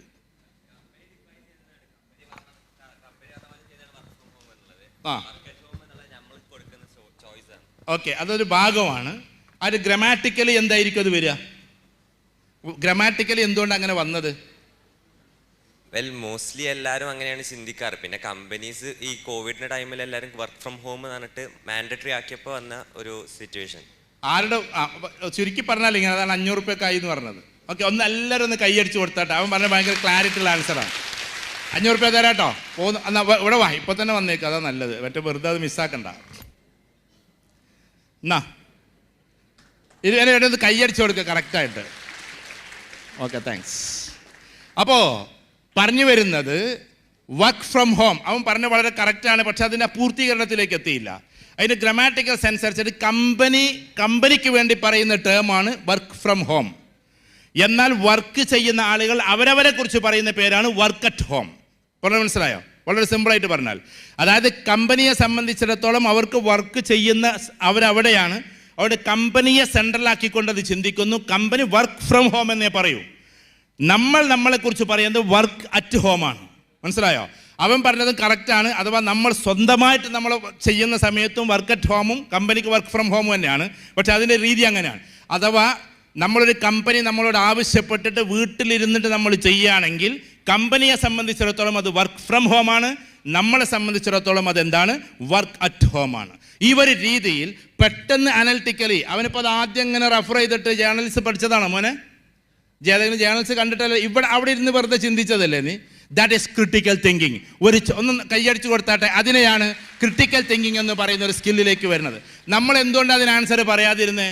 നമ്മളിങ്ങനെ ആലോചിച്ചത് എന്താ? ഞാൻ നിങ്ങളെ കുറവാക്കല്ല കേട്ടോ. അതിപ്പോൾ 2 1 തന്നെയല്ലേ, ഫ്രമും മറ്റുമൊക്കെ എല്ലായിടത്തും ഉപയോഗിക്കണത് തന്നെയല്ലേ. നമ്മളാ പണ്ട് പഠിച്ച നോട്ടള്ളി പട്ടാസ് ഐതർണർ ആസുന സാസ്മച്ച സാസ്ഫറാസിലൂടെ ഇങ്ങനെ കടന്നു പോയി. അവൻ പെട്ടെന്ന് ചിന്തിച്ച് ഫ്രമും അറ്റും എങ്ങനെയാണ് വരുന്നത് എന്നുള്ളത്. അതുകൊണ്ട് അവൻ ആൻസർ കിട്ടി. ഞാനീ പറഞ്ഞു വരുന്നത് മനുഷ്യൻ്റെ ഒരുപാട് സ്കില്ലുകളുണ്ട്. ആ സ്കില്ലുകളില്ലാതെ ഉയരങ്ങളിലേക്ക് നമുക്ക് പോകാൻ കഴിയില്ല. ഇപ്പം സുന്ദർ പിച്ചെ ഗൂഗിൾ ഇൻ്റർവ്യൂ ചെയ്ത സമയത്ത് ഗൂഗിളിൻ്റെ CEO ആയിട്ടാണ് കയറ്റാൻ പോണേ. ഗൂഗിളിൻ്റെ തലപ്പത്തേക്ക് ഇരുത്താൻ പോവാണ് അദ്ദേഹം. പിന്നെ ഏറ്റവും ടോപ്പ് ലൈനിൽ എഞ്ചിനീയറിംഗ് കഴിഞ്ഞതാണ്. അതിനുശേഷം പിന്നെ ഏറ്റവും വലിയ മാനേജ്മെൻറ്റ് കോഴ്സും കഴിഞ്ഞതാണ്. അത് കഴിഞ്ഞിട്ട് ഇതിലേക്ക് ചെയ്യുന്ന സമയത്ത് അദ്ദേഹത്തോട് ആവശ്യപ്പെടുന്നത് ഒറ്റ ചോദ്യമാണ്. സുന്ദർ പിച്ചെ പറയുന്നുണ്ട്, ഒരേ ഒരു ചോദ്യമാണ് ഡെപ്തിൽ ചോദിച്ചത്. നിങ്ങൾ കാരണം എന്തായിരിക്കും ഗൂഗിളിന് സംഭാവന ചെയ്യുക? വാട്ട്സ് യുവർ കോൺട്രിബ്യൂഷൻ എന്നതാണ്. നിങ്ങൾ എന്താണ് ഞങ്ങൾക്ക് കോൺട്രിബ്യൂട്ട് ചെയ്യാന്നാണ്. ആ ചോദ്യത്തിൽ എന്താ ചെയ്യുക? കാരണം ഒരു കമ്പനിയുടെ തലപ്പത്തേക്ക് കയറണമെങ്കിൽ ഞാൻ എന്താ കോൺട്രിബ്യൂട്ട് ചെയ്യുക എന്ന ചിന്തയ്ക്ക് പകരം സുന്ദർ പിച്ചെ അതിമനോഹരമായി മറുപടി പറഞ്ഞത്, ലോകം മുഴുവനും ഗൂഗിൾ നോക്കി സഞ്ചരിക്കുന്ന ഒരു കാലം ഞാൻ നിങ്ങൾക്ക് വേണ്ടി കൊണ്ടുവന്ന് തരുമെന്നാണ്. ഗൂഗിൾ നോക്കിയിട്ട് ലോകം മുഴുവനും സഞ്ചരിക്കുന്ന ഒരു കാലത്തിന് അത് തുടങ്ങി വെച്ചിരുന്നു ഗൂഗിളെങ്കിലും അതിന് ഹൈ പിച്ചിലേക്ക് കൊണ്ടുപോയി. ഇന്ന് നിങ്ങൾ നോക്കിക്കോ, എത്രയോ കോടികളാണ് ഒരു സ്റ്റാഫിന് അവർ കൊടുക്കുന്നത്. CEO ഒക്കെ കൊടുക്കുന്ന ഇപ്പോൾ ആൽഫബറ്റിൻ്റെ CEO ആക്കി. എന്താ ആൽഫബറ്റും ഗൂഗിളും തമ്മിലുള്ള വ്യത്യാസം? ആരോടാ പറഞ്ഞല്ലേ? എന്താ വേം പറ. അതിന് 500 വേറെ തരണോ? എക്സ്ട്രാ റീഡിങ് നമ്മൾ നടത്തണം. നമ്മളൊക്കെ കമ്പനി വർക്ക് ചെയ്യാനുള്ള ആൾക്കാരാണ്. ആൽഫബറ്റ് ലോകത്തിൽ ഏറ്റവും വലിയൊരു മദർ കമ്പനിയാണ്. അതിൻ്റെ ഒരു കമ്പനിയാണ് ഗൂഗിൾ. ഞാൻ പറഞ്ഞ മനസ്സിലാവുണ്ടോ? മദർ കമ്പനിയുടെ ഒരു കമ്പനിയാണ് ഏത്? ഗൂഗിൾ. അല്ലാതെ ഗൂഗിളിൻ്റെതല്ല ആൽഫബറ്റ്. ആൽഫബറ്റിൻ്റെ ഒരു കമ്പനിയാണ് ഏത്? ഗൂഗിൾ. ഇതൊക്കെ നിങ്ങൾ സെർച്ച് ചെയ്ത് നോക്കിക്കോ. മാനേജ്മെൻറ്റ് സ്റ്റുഡൻസിന് ഇതൊക്കെ പഠിക്കാനുണ്ട്. ഏതായാലും ഞാൻ പറയുന്നത് ആൽഫബറ്റിൻ്റെ, ഇപ്പോൾ ആൽഫബറ്റിൻ്റെയും CEO ആണ് ആര്? ഈ പറയുന്ന സുന്ദർ പിച്ചെ. അപ്പോൾ ക്രിട്ടിക്കലി ചിന്തിച്ചിട്ടൊരു വലിയ കോൺട്രിബ്യൂഷനെ കുറിച്ചിട്ട് അവരോട് സംസാരിക്കുമ്പോൾ അത് തൻ്റെ മാപ്പിങ്ങിൽ ഉള്ളത് കൊണ്ടാണ്, തൻ്റേതായ ചിന്ത. അതിനെയാണ് സ്കിൽസ് എന്ന് പറയാം. അപ്പോൾ നിങ്ങൾ വിചാരിക്കും ഞങ്ങളോട് ഇതൊക്കെ ഇപ്പോൾ പറഞ്ഞിട്ട് എന്താ, ഞങ്ങൾ ചെറിയ ചെറിയ കോഴ്സല്ലേ നടത്തുന്നത്. എൻ്റെ പ്രിയപ്പെട്ട മക്കളെ, ഞാൻ ചിലപ്പോഴൊക്കെ പറയാറുണ്ട്, നിങ്ങൾ ഫ്രണ്ട് ബെഞ്ചിൽ ഇരിക്കുന്നവർ ക്ഷണിക്കണം കേട്ടോ. ഇവിടുത്തെ ഫ്രണ്ട് ബെഞ്ച് വലിയ ഫ്രണ്ട് ബെഞ്ചൊന്നും അല്ലല്ലോ, അതൊരു ഓഡിറ്റോറിയം അല്ലേ. ഫ്രണ്ട് ബെഞ്ചിൽ ഇരിക്കുന്ന ആളുകൾക്ക് കോൺസെൻട്രേഷൻ ഉണ്ടാകും, മനസ്സിലായോ? കോൺസെൻട്രേഷൻ ഉണ്ടാകും, മാർക്ക് കിട്ടാനുള്ള കോൺസെൻട്രേഷൻ. ബാക്ക് ബെഞ്ചിൽ ഇരിക്കുന്നവർക്ക് അറ്റൻഷൻ ഉണ്ടാവും. തമ്മിൽ വ്യത്യാസമുണ്ട്. കാരണം എല്ലാവരെയും അറ്റൻഡ് ചെയ്യാൻ അവനറിയാം. ഇപ്പോൾ ശുക്കൂർ എന്താ ചെയ്യണത്, മാറൂഫ് എന്താ ചെയ്യണത്, മുകുൽസ് എന്താ ചെയ്യണത്, ഇത് ബാക്കിൽ നിന്ന് ഇങ്ങനെ നോക്കാൻ അവൻ്റെ പരിപാടി. എമ്മാതിരി അറ്റൻഷനാണെന്നറിയോ? കാരണം അറ്റൻഷൻ എന്ന് പറഞ്ഞിട്ടുണ്ടെങ്കിൽ ഒന്നിലേക്ക് മാത്രം നോക്കിയിരിക്കലല്ല, എല്ലാം കൂടി നോക്കലാണ്.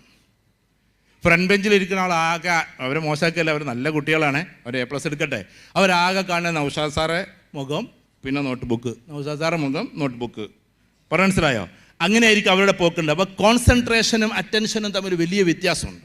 ലോകത്തിൽ ഏറ്റവും കൂടുതൽ ചീഫ് സെക്രട്ടറി പോലും സംസാരിച്ചില്ലേ അതിമനോഹരമായിട്ട്. അതിൻ്റെ അടുത്ത് എഡ്യൂക്കേഷൻ വേണ്ടെന്നെല്ലാം പറഞ്ഞു കേട്ടോ, എഡ്യൂക്കേഷൻ എന്തായാലും നിർബന്ധമായിട്ടും വേണം. പക്ഷേ ചീഫ് സെക്രട്ടറി സംസാരിച്ചത് എന്താ? കേരളത്തിൻ്റെ ചീഫ് സെക്രട്ടറി, ഇന്നത്തെ അല്ല, ഇതിന് മുമ്പുണ്ടായിരുന്ന ആൾ സംസാരിച്ചത് നിങ്ങൾക്ക് ഓർമ്മയുണ്ട്. അദ്ദേഹം സിവിൽ സർവീസുകാരനാണല്ലോ. എന്തായാലും സിവിൽ സർവീസുകാരൻ പറയാണ്, കേരളത്തിൽ ഏറ്റവും നന്നായി പഠിച്ച് ഉയർന്നു വന്ന ആളുകളൊക്കെ ഞങ്ങളെപ്പോലെ കളക്ടർമാരായി.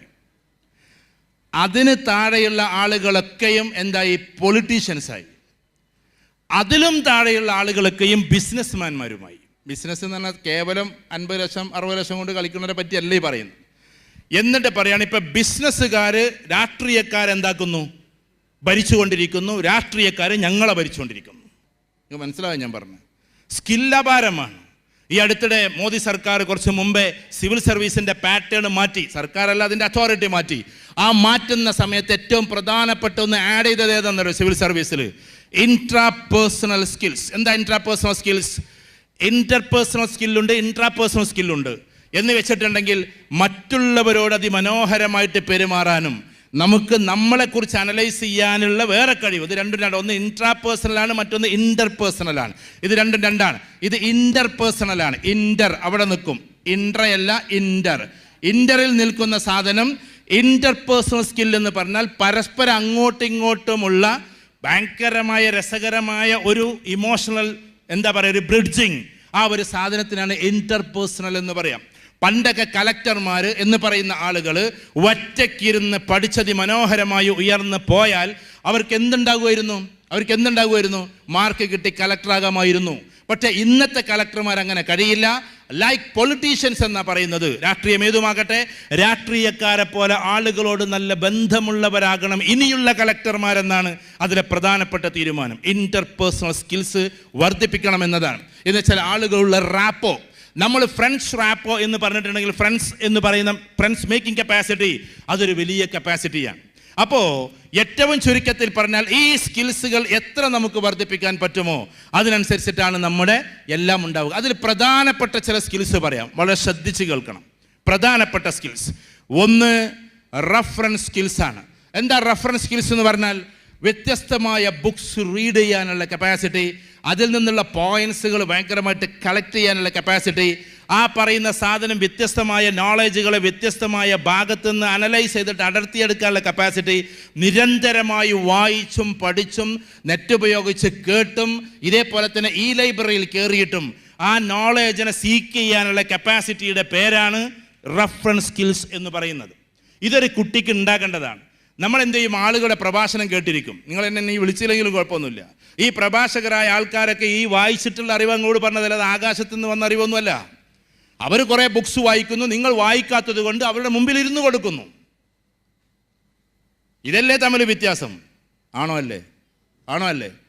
ഈ ക്ലാസ് എടുക്കുന്ന ആളുകൾ കുറേ ബുക്സ് വായിക്കുന്നു, നിങ്ങളത് വായിച്ചിരുന്നെങ്കിൽ ഇവരുടെ മുമ്പിൽ ഇരുന്ന് കൊടുക്കണ്ട. സുലൈമാൻ മേപ്പത്തൂരിൻ്റെ മുമ്പിൽ നിങ്ങൾ ഇരുന്ന് കൊടുക്കണ്ട. കാരണം നിങ്ങളത് വായിക്കാത്തത് കൊണ്ട്, നിങ്ങളതിലൂടെ സഞ്ചരിക്കാത്തത് കൊണ്ട് ഇത്തരക്കാരുടെ മുമ്പിൽ നിങ്ങൾ ഇരുന്ന് കൊടുക്കേണ്ടി വരുന്നു. നിങ്ങൾ എന്നെ പ്രസംഗത്തിന് വിളിച്ചില്ലെങ്കിലും വേണ്ടില്ല, നിങ്ങളൊന്ന് ഉയർന്നോട്ടെ എന്ന് വിചാരിച്ച് പറയാണ്. അതുകൊണ്ട് അവരത് പ്രൊമോട്ട് ചെയ്ത് പറയില്ല, നിങ്ങൾ വായിക്കണമെന്ന്. ഇന്നലെ നമ്മൾ വലിയൊരു ബുക്ക് സ്റ്റാളിൻ്റെ അല്ലെങ്കിൽ അവരുടെ പ്രസാധകരുടെ വലിയൊരു പരിപാടിയിൽ പങ്കെടുത്തിരുന്നു. പെരുമ്പല വൻസാർ സ്കൂളിൽ. അവിടെ ഇംഗ്ലീഷ് മീഡിയം വലിയ സംഭവമായ സ്കൂളാണ്. അവർക്ക് അലൂമിനി US-ലുണ്ട്, അലൂമിനി UK-ലുണ്ട്, അങ്ങനത്തെ സ്കൂളാണത്. അവിടെ ആയിരുന്നു ഇന്നലെ പരിപാടി. അവിടെ വലിയ ബുക്ക് ഫെസ്റ്റ് നടക്കുന്നുണ്ട്. പക്ഷേ ഇപ്പോഴത്തെ കുട്ടികളുടെ കഥ അവിടുത്തെ സാറന്മാർ പറഞ്ഞു, ബുക്സ് വായിക്കുന്നില്ല. അപ്പോൾ നമ്മൾ വിചാരിക്കും ടെക്നോളജി പോരെ. ഞാൻ പറയട്ടെ എൻ്റെ പ്രിയപ്പെട്ട കുട്ടികളെ, ബുക്സ് വായിക്കുക എന്നത് വലിയൊരു സ്കില്ലാണ്, റെഫറൻസ് സ്കില്ലിൽ പെട്ടതാണ്. അത് നമ്മുടെ മനസ്സിൽ കയറ്റി വെക്കുക എന്നുള്ളത് വേറൊരു സ്കില്ലാണ്. നിങ്ങൾക്ക് എല്ലായിടത്തും അതിനെന്താക്കാൻ പറ്റും, പ്രസരിപ്പോട് കൂടിയിട്ട് ഇറക്കാൻ പറ്റും. ആര് നമ്മളോട് ചോദിച്ചാലും അതിലൊരു നോളജബിൾ പോയിന്റ് നമുക്ക് പറയാൻ പറ്റും. നിങ്ങൾ ടെക്നോളജി വെറും വാട്സപ്പ് കേട്ടിരിക്കുകയാണെങ്കിൽ ശരിക്കും പറഞ്ഞാൽ സെക്കൻഡുകൾക്കുള്ളിൽ മഞ്ഞുമറയുന്നത് കൊണ്ട് ഒന്നും ഓർമ്മയിൽ നിൽക്കില്ല. ഇതിൻ്റെ അർത്ഥം വാട്സപ്പ് കാണണ്ട, ഫേസ്ബുക്ക് കാണണ്ട എന്നല്ല, ഒന്നും ഓർമ്മയിൽ നിൽക്കുക. നിങ്ങൾ ഒന്ന് പറ, ഇന്നലെ നിങ്ങൾ കണ്ട ഫേസ്ബുക്കിൽ എന്തൊക്കെ നിങ്ങൾ കണ്ടു? പോട്ടെ, നിങ്ങൾ ചിലപ്പോൾ ഇൻസ്റ്റഗ്രാം ആയിരിക്കും ഉപയോഗിക്കുക. ഇൻസ്റ്റഗ്രാമിൽ എന്തൊക്കെ നിങ്ങൾ കണ്ടു? വല്ലതും ഓർമ്മയുണ്ടോ നിങ്ങൾക്ക്? ഉണ്ടോ? ഇല്ല. ഇമോഷണൽ സ്റ്റോറീസ് നമ്മുടെ ഉള്ളിൽ നിൽക്കുന്നല്ലാതെ എന്തൊക്കെ ഇന്നലെ കണ്ടു, ആയിരക്കണക്കിന് പോസ്റ്ററുകൾ നമ്മൾ കണ്ടു, ഒന്നും ഓർമ്മയിൽ നിൽക്കില്ല. പക്ഷേ വായിച്ചത് മുഴുവൻ അവിടെ നിൽക്കും, നിങ്ങളതിന് സിനാപ്സിസ് എഴുതിയിട്ടുണ്ടെങ്കിൽ. അപ്പം റെഫറൻസ് സ്കിൽ എന്ന് പറഞ്ഞാൽ വ്യത്യസ്തമായ ചാറ്റ് GPT ഉപയോഗിക്കുന്ന എത്ര പേരുണ്ട്? വെറുതെ കൈ വെക്കരുത് കേട്ടോ, ഉള്ളിനോട് ചോദിച്ചിട്ട് കൈ പൊക്കാവൂ. ചാറ്റ് GPT ഉപയോഗിക്കുന്ന എത്ര പേരുണ്ട്? Please raise the hands. അതിങ്ങനെ എപ്പോഴെങ്കിലും നോക്കണ കഥയല്ല ഞാൻ പറഞ്ഞത്. സീരിയസ് ആയിട്ട് ചാറ്റ് GPT നോക്കുന്ന എത്ര പേരുണ്ട്? അതിനോട് ചോദ്യം ചോദിക്കണമെങ്കിൽ വളരെ സ്കിൽ ഉണ്ടാകണം. കാരണം ചാറ്റ് GPTയോട് ചോദിക്കുമ്പോൾ പല രീതിയിൽ ചോദിച്ചാൽ പല ആൻസർ ആയിരിക്കും പറഞ്ഞുതരിക. How to make a question, ഒരു ചോദ്യം എങ്ങനെയാണ് ഉണ്ടാക്കുക എന്ന് ആദ്യം നമ്മൾ പഠിച്ചു വെക്കണം. എന്നിട്ട് ചാറ്റ് GPTയോട് ചോദിച്ചാൽ അതിമനോഹരമായ റിസർച്ച്ഫുള്ളി നമുക്ക് ആൻസർ തരും. അപ്പോൾ നമ്മൾ ഒരുപാട് നോളേജുകൾ ഇങ്ങനെ ഉണ്ടാക്കിക്കൊണ്ടിരിക്കണം. അത് ഇതിൽ പെട്ടതാണ്. അത് നിങ്ങൾ പഠിക്കുന്നതിൻ്റെ കൂട്ടത്തിൽപ്പെട്ടതാണ്. ഇപ്പോൾ നിങ്ങൾ ഒരുപാട് കാര്യങ്ങൾ പഠിച്ചു, വെബ് ഡിസൈനിങ് അല്ലെങ്കിൽ മറ്റുള്ളത് അല്ലേ, ഓരോന്ന് പഠിച്ചു കഴിഞ്ഞാൽ നിങ്ങൾ ഏറ്റവും ടോപ്പ് പോസ്റ്റിൽ എത്തുമ്പോൾ നിങ്ങൾക്ക് കിട്ടുന്ന പോസ്റ്റ് ഏതായിരിക്കും എന്നറിയോ? അറിയോ? ഏറ്റവും സാലറീഡ് ആയിട്ടുള്ള ആളുടെ പോസ്റ്റ് ഏതാണെന്നറിയോ? വെബ് ഡിസൈനിങ് കുറേ കഴിഞ്ഞ് ഞങ്ങൾ നിർത്തേണ്ടി വരും. അവസാനത് വലിയ വലിയ കമ്പനികളിലേക്ക് ലിയാസണിങ് വർക്കാണ്. എന്താ ലിയാസണിങ് വർക്ക് എന്ന് പറഞ്ഞാൽ? വലിയ വലിയ കമ്പനികൾക്ക് കത്തെഴുതുക, മെയിൽ അയക്കുക. അതിനെ നമുക്ക് ഞാൻ പറയട്ടെ, ആ മെയിൽ അയക്കുന്നത് ഒറ്റ വരിയിൽ അയക്കാൻ അല്ലെങ്കിൽ മാക്സിമം 2 വരിയിൽ അയക്കുന്നവനാണ് സ്കില്ലുള്ളവൻ. ഒരു എസ്സേ പോലെ അയക്കുന്നവനല്ല സ്കില്ലുള്ളവൻ. ഞാനൊരു വാക്ക് പറയാം, ശ്രദ്ധിക്കണേ. ഞാനൊരു വാക്ക് പറയാം കേട്ടോ, ഒരു വാക്ക് പറയാം. സമയമില്ലാത്തത് കൊണ്ടാണ് ഞാൻ വിശദീകരിച്ചു പറയുന്നത്. സമയമുണ്ടായിരുന്നെങ്കിൽ ഞാൻ ചുരുക്കി പറയുമായിരുന്നു. ഈ വാക്ക് തെറ്റാണോ? തെറ്റല്ലേ? ഒന്നും കൂടി പറയാം. സമയമില്ലാത്തത് കൊണ്ടാണ് ഞാൻ നീട്ടി പറയുന്നത്. സമയമുണ്ടായിരുന്നെങ്കിൽ ഞാൻ ചുരുക്കി പറയുമായിരുന്നു. ഇത് തെറ്റാണോ? തെറ്റല്ലേ? നിങ്ങൾ ഇന്ന് ഏതെങ്കിലും ഒന്ന് പറയേ, ഇത് തെറ്റല്ലേ? ഉറപ്പല്ലേ? സമയം ഉണ്ടെങ്കിലല്ലേ നമ്മൾ നീട്ടി പറയാ. സമയം ഇല്ലെങ്കിൽ നമ്മൾ ചുരുക്കി പറയോ? ഇല്ലല്ലോ. സമയമില്ലാത്തത് കൊണ്ടാണ് ഞാൻ ചുരുക്കി പറയാന്നല്ലേ എല്ലായിടത്തും നമ്മൾ കേട്ടിട്ടുള്ളത്. പക്ഷെ ഞാൻ ആ പറഞ്ഞ വാക്ക് ശരിയാണ്. വളരെ ശ്രദ്ധിക്കണം കേട്ടോ. സ്കിൽ ബേസിലേക്ക് പോകുമ്പോൾ അത് ശരിയാണ്. എങ്ങനെ ശരിയാകും? ഇവിടെ ശ്രദ്ധിക്കണേ. സമയമില്ലാത്തത് കൊണ്ടാണ് ഞാൻ നീട്ടി പറയുന്നത്, സമയമുണ്ടായിരുന്നെങ്കിൽ ഞാൻ ചുരുക്കി പറയുമായിരുന്നു എന്ന പ്രസ്താവന ശരിയാണ്. എങ്ങനെയെന്നറിയോ? അത്യാവശ്യം പ്രസംഗിക്കാൻ അറിയുന്ന ആൾക്ക് ഒരു പേജ് പറയാൻ അല്ലെങ്കിൽ എഴുതാൻ അറിയുന്ന ആൾക്ക്, നിങ്ങളൊക്കെ കുറേ പരീക്ഷ എഴുതിയതല്ലേ, ഇംഗ്ലീഷിലൊരു പേജ് എഴുതാൻ വലിയ പണിയൊന്നുമില്ല. പക്ഷെ ആ ഒരു പേജ് എഴുതിയ സാധനം, ശ്രദ്ധിക്കണേ, ഒരു പേജ് എസ് പോലെ എഴുതിയിട്ടുള്ള ആ സാധനം അതിനെ 2 വരിയിൽ ഒതുക്കാൻ കുറച്ച് സമയം വേണം. നമുക്ക് മനസ്സിലാവുണ്ടോ ഞാൻ പറഞ്ഞത്? മനസ്സിലാവുണ്ടോ? അതിനെ 2 വരിയിൽ ഒതുക്കാൻ എന്ത് വേണം? കുറച്ച് സമയം വേണം അല്ലേ? കാതുപാടില്ല കാന്തന്, കണ്ണുപാടില്ല കാന്തക്കും, എങ്കിൽ ബന്ധം കാന്തമായിടും, അല്ലെങ്കിൽ അത് കുന്തമായിടും. ഇതാരുടെ വാക്കാ? കുഞ്ഞുണ്ണി മാഷൻ്റെ വാക്കാണ്. ഒന്നും കൂടി പറയാം. എന്താണ്? കാതുപാടില്ല കാന്തന്, കണ്ണുപാടില്ല കാന്തക്ക്, എങ്കിൽ ബന്ധം കാന്തമായിടും, അല്ലെങ്കിൽ അത് കുന്തമായിടും. കേൾക്കുമ്പോൾ നമുക്കൊന്നും തോന്നൂല. പക്ഷെ കുഞ്ഞുണ്ണി മാഷ് എത്രയോ ദിവസങ്ങൾ തപസ്സിരുന്നുണ്ടാക്കിയ 2 വരിയാണത്. കണ്ണുപാടില്ല കാന്തന്, ഭാര്യ ഇങ്ങനെ ആരോടെങ്കിലുമൊക്കെ കല്യാണപ്പേരി പോയാലേ ചിലപ്പം പഴയ ഫ്രണ്ടിനെ കണ്ടിട്ടുണ്ടാവും, അതേമാതിരി ചിലപ്പോൾ എളാപ്പാനെ മോനെ കണ്ടിട്ടുണ്ടാവും, ചിലപ്പോൾ കസിൻസിനെ കണ്ടിട്ടുണ്ടാവും, ചിലപ്പോൾ കൂടെ പഠിച്ച ആളെ കണ്ടിട്ടുണ്ടാവും. അയാളുടെ മനസ്സിൽ ഒരു വൃത്തികേടും ഉണ്ടായിട്ടുണ്ടാവില്ല. എന്തൊക്കെയല്ലേ, സുഖം തന്നെയല്ലേ എന്നൊന്ന് ചോദിച്ചിട്ടുണ്ടാവുള്ളൂ. അത് ഭർത്താവിനൊരു മോശമായ കണ്ണുണ്ടെങ്കിൽ എന്തിനാ അവരോട് സംസാരിക്കാൻ പോയെ? അത് കല്യാണത്തിന് മുമ്പ് ഒഴിവാക്കിയതല്ലേ? ഇയാൾ കാമുകനൊന്നുമല്ല, അത് പണ്ട് പഠിച്ച കൂട്ടത്തിൽപ്പെട്ട ഒരാൾ മാത്രമാണ്. ഇങ്ങനെ സംശയമുള്ള കണ്ണുള്ള ഭർത്താവ്, മനസ്സിലായോ? ആ കണ്ണ് പാടില്ല. ആർക്ക്? ആർക്ക് പറ? ആർക്ക്? ഭർത്താവിന്. കാതുപാടില്ല കാന്തക്കും. കാന്ത എന്ന് പറഞ്ഞാൽ ഭാര്യയാണ്. എന്ന് പറഞ്ഞാൽ ഭർത്താവിന് അവിടെ കണ്ടിരുന്നു കേട്ടോ, എന്തോ ഒരു ചിരിതിരി ഉണ്ട് കേട്ടോ. ഇങ്ങനെ പലരും പറയുന്ന കാത് ആർക്കും പാടില്ല. ആർക്കും പാടില്ല. നിങ്ങൾ പറയട, ആർക്കും പാടില്ല. ഭാര്യക്കും പാടില്ല. അതുകൊണ്ടാണ് കുഞ്ഞുണ്ണി മാഷ് പറഞ്ഞേ, കാതുപാടില്ല കാന്തക്ക്, കണ്ണുപാടില്ല കാന്തനും, എങ്കിൽ ബന്ധം കാന്തമായിടും, അല്ലെങ്കിൽ അത് കുന്തമായിടും. ഒറ്റ വരിയാണ്, പക്ഷേ അങ്ങേയറ്റത്ത് ചിന്തയാണ്. ഞാൻ പറഞ്ഞു മനസ്സിലായോ? അങ്ങനെ നീട്ടി പറയേണ്ടുന്ന സാധനത്തിന് ചുരുക്കി പറയുന്നതിൻ്റെ പേരാണ് ലിയാസണിങ്. ഞാൻ പറഞ്ഞു വരുന്നത്, നിങ്ങളുടെ സ്കില്ലിൽ പ്രധാനപ്പെട്ട ഒന്ന് അതായിരിക്കും. കാരണം ഭാവിയിൽ നിങ്ങളെ കമ്പനിയുടെ തലപ്പത്തിരിക്കുമ്പോൾ ആ സമയത്ത് വലിയ വലിയ കമ്പനിക്ക് ഒരു മെയിൽ അയക്കാൻ പറഞ്ഞാൽ അതിമനോഹരമായ പദങ്ങളിലൂടെ ഒരു റിത്തമിക്കായിട്ട് ഒറ്റ വരിയിൽ അതിനെ കുറിച്ച് വെക്കുന്ന, വേണമെങ്കിൽ നിങ്ങളൊന്ന് ടെസ്റ്റ് ചെയ്ത് നോക്കിക്കോ. ബെൻസിൻ്റെ ഷോറൂമിക്കല്ല, ബെൻസിൻ്റെ കമ്പനിയിലേക്ക് നിങ്ങളൊരു നീണ്ട മെയിൽ അയച്ചു കൊടുക്കുക. അതിന് മറുപടിയായിട്ട് ബെൻസിൽ നിന്ന് ഒരിക്കലും നിങ്ങൾക്ക് വരില്ല. ഞാൻ പറഞ്ഞത് കോഴിക്കോട് ഷോറൂമിൽ നിന്നല്ല, ബെൻസ് കമ്പനിയിൽ നിന്ന് നിങ്ങൾക്ക് വരുന്ന മെയിൽ ജസ്റ്റ് ഒറ്റ വരി ഉണ്ടാവുള്ളൂ. അത് തിരിയണം എന്നുണ്ടെങ്കിൽ നമ്മൾ കുറേ ഇരുന്ന് ആലോചിക്കേണ്ടി വരും. That is liaisoning work. അപ്പോൾ സ്കില്ലെന്ന് പറഞ്ഞാൽ അതാണ്. നമ്മൾ ഹാർഡ് കോറായിട്ട് ഉണ്ടാക്കേണ്ട സ്കില്ലാണ് റെഫറൻസ് സ്കില്ല് ഒന്ന്. മറ്റൊന്ന് ഡാറ്റ ഇൻ്റർപ്രിട്ടേഷൻ. അതിമനോഹരമായി നമുക്ക് കിട്ടിയിട്ടുള്ള കാര്യത്തിനെ ഇൻ്റർപ്രറ്റ് ചെയ്യാനുള്ള, വിവരിക്കാനുള്ള കഴിവ് അതുണ്ടാക്കേണ്ടുന്ന ഒരു സ്കില്ലാണ്. ഞാൻ പറഞ്ഞത്, നിങ്ങളിതൊക്കെ പഠിച്ചിട്ട് മേലേക്ക് പോയാൽ അതിമനോഹരമായി. ഇപ്പോൾ നിങ്ങൾ ഉദാഹരണത്തിന് നിങ്ങളുടെ കോഴ്സിൽപ്പെട്ട ഒന്ന് പഠിച്ച് അത് ആളുകൾക്ക് വിശദീകരിച്ച് കൊടുക്കണമെങ്കിൽ നിങ്ങൾക്കുണ്ടാക്കേണ്ടത് കമ്മ്യൂണിക്കേഷൻ സ്കില്ലല്ല. കമ്മ്യൂണിക്കേഷൻ സ്കിൽ എന്ന് പറഞ്ഞാൽ എന്താ? ഭാഷാ നൈപുണ്യമാണ്. ഭാഷയുണ്ടെന്ന് വിചാരിച്ചിട്ട് വിവരിക്കാനുള്ള കഴിവുണ്ടാവില്ല. മനസ്സിലായോ? പ്രസൻറ്റേഷൻ സ്കില്ലും കമ്മ്യൂണിക്കേഷൻ സ്കില്ലും രണ്ടും രണ്ടാണ്. കമ്മ്യൂണിക്കേഷൻ എന്ന് പറഞ്ഞാൽ വർത്തമാനം പറയാനുള്ള സ്കില്ലാണ്. ഒരു ഗ്രൂപ്പിനോട് പറയാനുള്ള സ്കില്ല് വേറെ തന്നെയാണ്. ഇപ്പം നിങ്ങൾ മലയാളത്തിൽ ഇഷ്ടംപോലെ ആൾക്കാരോട് സംസാരിക്കുമല്ലോ, എന്നാൽ ഇവിടെ വന്നിട്ട് മൈക്ക് പിടിച്ചിട്ട് അതേപോലെ ഒന്ന് പറഞ്ഞാട്ടെ, അത് വേറൊരു സാധനമാണ്. ഞാൻ പറഞ്ഞു മനസ്സിലായോ? ഒന്ന് പ്രസൻറ്റേഷൻ സ്കില്ലാണ്, മറ്റൊന്ന് കമ്മ്യൂണിക്കേഷൻ സ്കില്ലാണ്. ആളുകളോട് നല്ല ഉഷാറായിട്ട് വാട്സപ്പിലൊക്കെ വർത്താനം പറയും, നന്നായിട്ട് പറയാനൊക്കെ പറ്റും, അത് കമ്മ്യൂണിക്കേഷനാണ്. എന്നാൽ പ്രസൻറ്റേഷൻ എന്ന് പറഞ്ഞാൽ ഒരുപാട് ആളുകളോട് മാസ്സായിട്ട് പറയാനുള്ള കപ്പാസിറ്റി ഉണ്ടാകലാണ്. അത് നമ്മൾ ക്രിയേറ്റീവായിട്ട് കൊണ്ടുവരേണ്ടതാണ്. അതെപ്പോഴാണ് നമുക്ക് കിട്ടുകയെന്നറിയോ? നമ്മൾ ആളുകളുടെ മുമ്പിൽ നിന്ന് സംസാരിക്കുമ്പോൾ. ഞാനിപ്പോൾ ഉദാഹരണത്തിന് പറയുകയാണ്, എല്ലാ മതക്കാരും എല്ലാവരും ഇവിടെ ഉണ്ട്. എന്നാൽ ഈ ദാറുൽ ഹുദ, ഉദാഹരണത്തിന് നമ്മുടെ ചെമ്മാടുള്ളൊരു സ്ഥാപനമാണ് ദാറുൽ ഹുദ. അവിടെ നിന്ന് ഇറങ്ങുന്ന ഹുദവിമാർ ഒട്ടുമിക്ക ആൾക്കാരും പ്രഭാഷകരാണ്. എന്തുകൊണ്ടാണെന്നറിയോ? അവിടെ ആഴ്ചയിൽ എന്തുണ്ട്? ആഴ്ചയിൽ എന്തുണ്ട്? ഞാൻ പറഞ്ഞു മനസ്സിലാവുണ്ടോ നിങ്ങൾക്ക്? ആഴ്ചയിൽ അവർക്ക് സെമിനാറുണ്ട്. ആ സെമിനാറിൽ പ്രഭാഷണമുണ്ട്. ആ പ്രഭാഷണം പ്രസംഗിച്ച് ഈ സെനിസാറിലൊക്കും ഈ പറഞ്ഞ ഹാരിസ് ഉദവി മറ്റവരൊക്കെ എത്തിയത്. അതുകൊണ്ട് ക്രിയേറ്റീവായിട്ട് നമ്മൾ ഉണ്ടാക്കേണ്ട, ഇൻബോണായിട്ടൊരു പക്ഷേ നമ്മൾ ഇല്ലെങ്കിൽ പോലും നമ്മളായിട്ട് സൃഷ്ടിച്ചെടുക്കേണ്ടുന്ന ചില സാധനങ്ങൾ, ഒറിജിനൽ ക്രിയേറ്റീവായിട്ടുള്ള തോട്ട്സിന് ലെഫ്റ്റ് ബ്രെയിൻ ആയിരിക്കണം ശക്തിപ്പെടേണ്ടത് എന്നാണ്. ഒരാൾ നല്ല പ്രഭാഷകനാകണമെങ്കിൽ, നല്ല പാട്ടുകാരാകണമെങ്കിൽ, നല്ല വരക്കാരനാകണമെങ്കിൽ അവൻ്റെ ലെഫ്റ്റ് ബ്രെയിനിട്ട് മറിക്കണം. അത് അങ്ങനത്തെ ക്ലാസ്സിലേക്ക് പോകേണ്ട ഒരു സന്ദർഭമല്ല ഇത് എന്നതുകൊണ്ടാണ്. എന്ന് വെച്ചാൽ അവൻ്റെ റൈറ്റ് ബ്രെയിനെ ക്ലോസ് ചെയ്യുകയും റൈറ്റ് ബ്രെയിനെ ഏറ്റവും കൂടുതൽ ഉയർത്തുകയും ചെയ്യുന്ന ക്യാമ്പുകളുണ്ട്. 5 days ക്യാമ്പുണ്ട്, 7 days ക്യാമ്പുണ്ട്.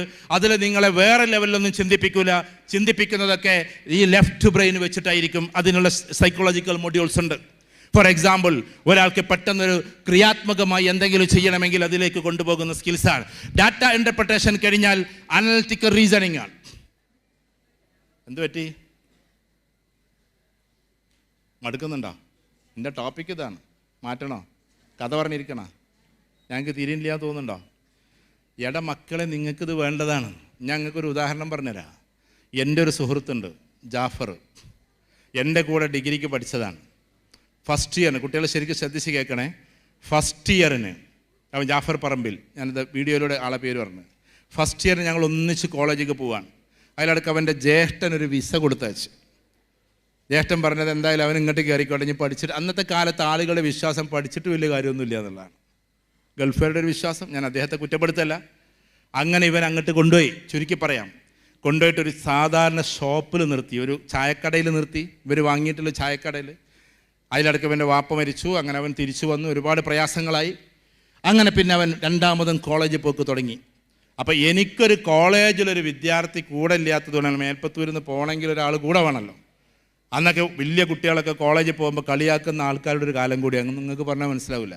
ഞങ്ങൾ കോളേജ് സ്റ്റൈൽ എന്ന് പറയുന്ന ബുക്ക് അരയിലേക്ക് തീരിയിട്ടൊക്കെയാണ് ഞങ്ങൾ ഞങ്ങളുടെ മുക്കിലപ്പീടിയിലൂടെ പോവുക.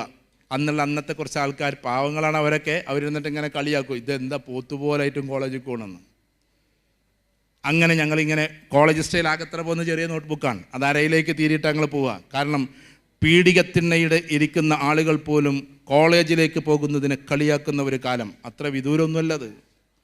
അങ്ങനെ എനിക്ക് പോവാൻ ഒരാളില്ലല്ലോ എന്ന് വെച്ചാൽ ജാഫറിനെ പിന്നെയും കൊണ്ടുപോയി. കാലങ്ങൾ കുറേ കടന്നുപോയി. ഇപ്പോൾ ജാഫർ എന്ന് പറയുന്ന ആൾ ഏറ്റവും ടോപ്പ്, അബുദാബിയിലെ വലിയൊരു ടോപ്പ് കമ്പനിയിലെ CFO ആണ്, ചീഫ് ഫിനാൻഷ്യൽ ഓഫീസർ. അതിൻ്റെ അപ്പുറത്തേക്ക് ഫിനാൻഷ്യൽ അനലിസ്റ്റാണ്. അന്നേ ഇപ്പോഴൊക്കെയല്ല ഇവിടെ USA CMA ഒക്കെ നമ്മൾ കേൾക്കൽ തുടങ്ങിയത്.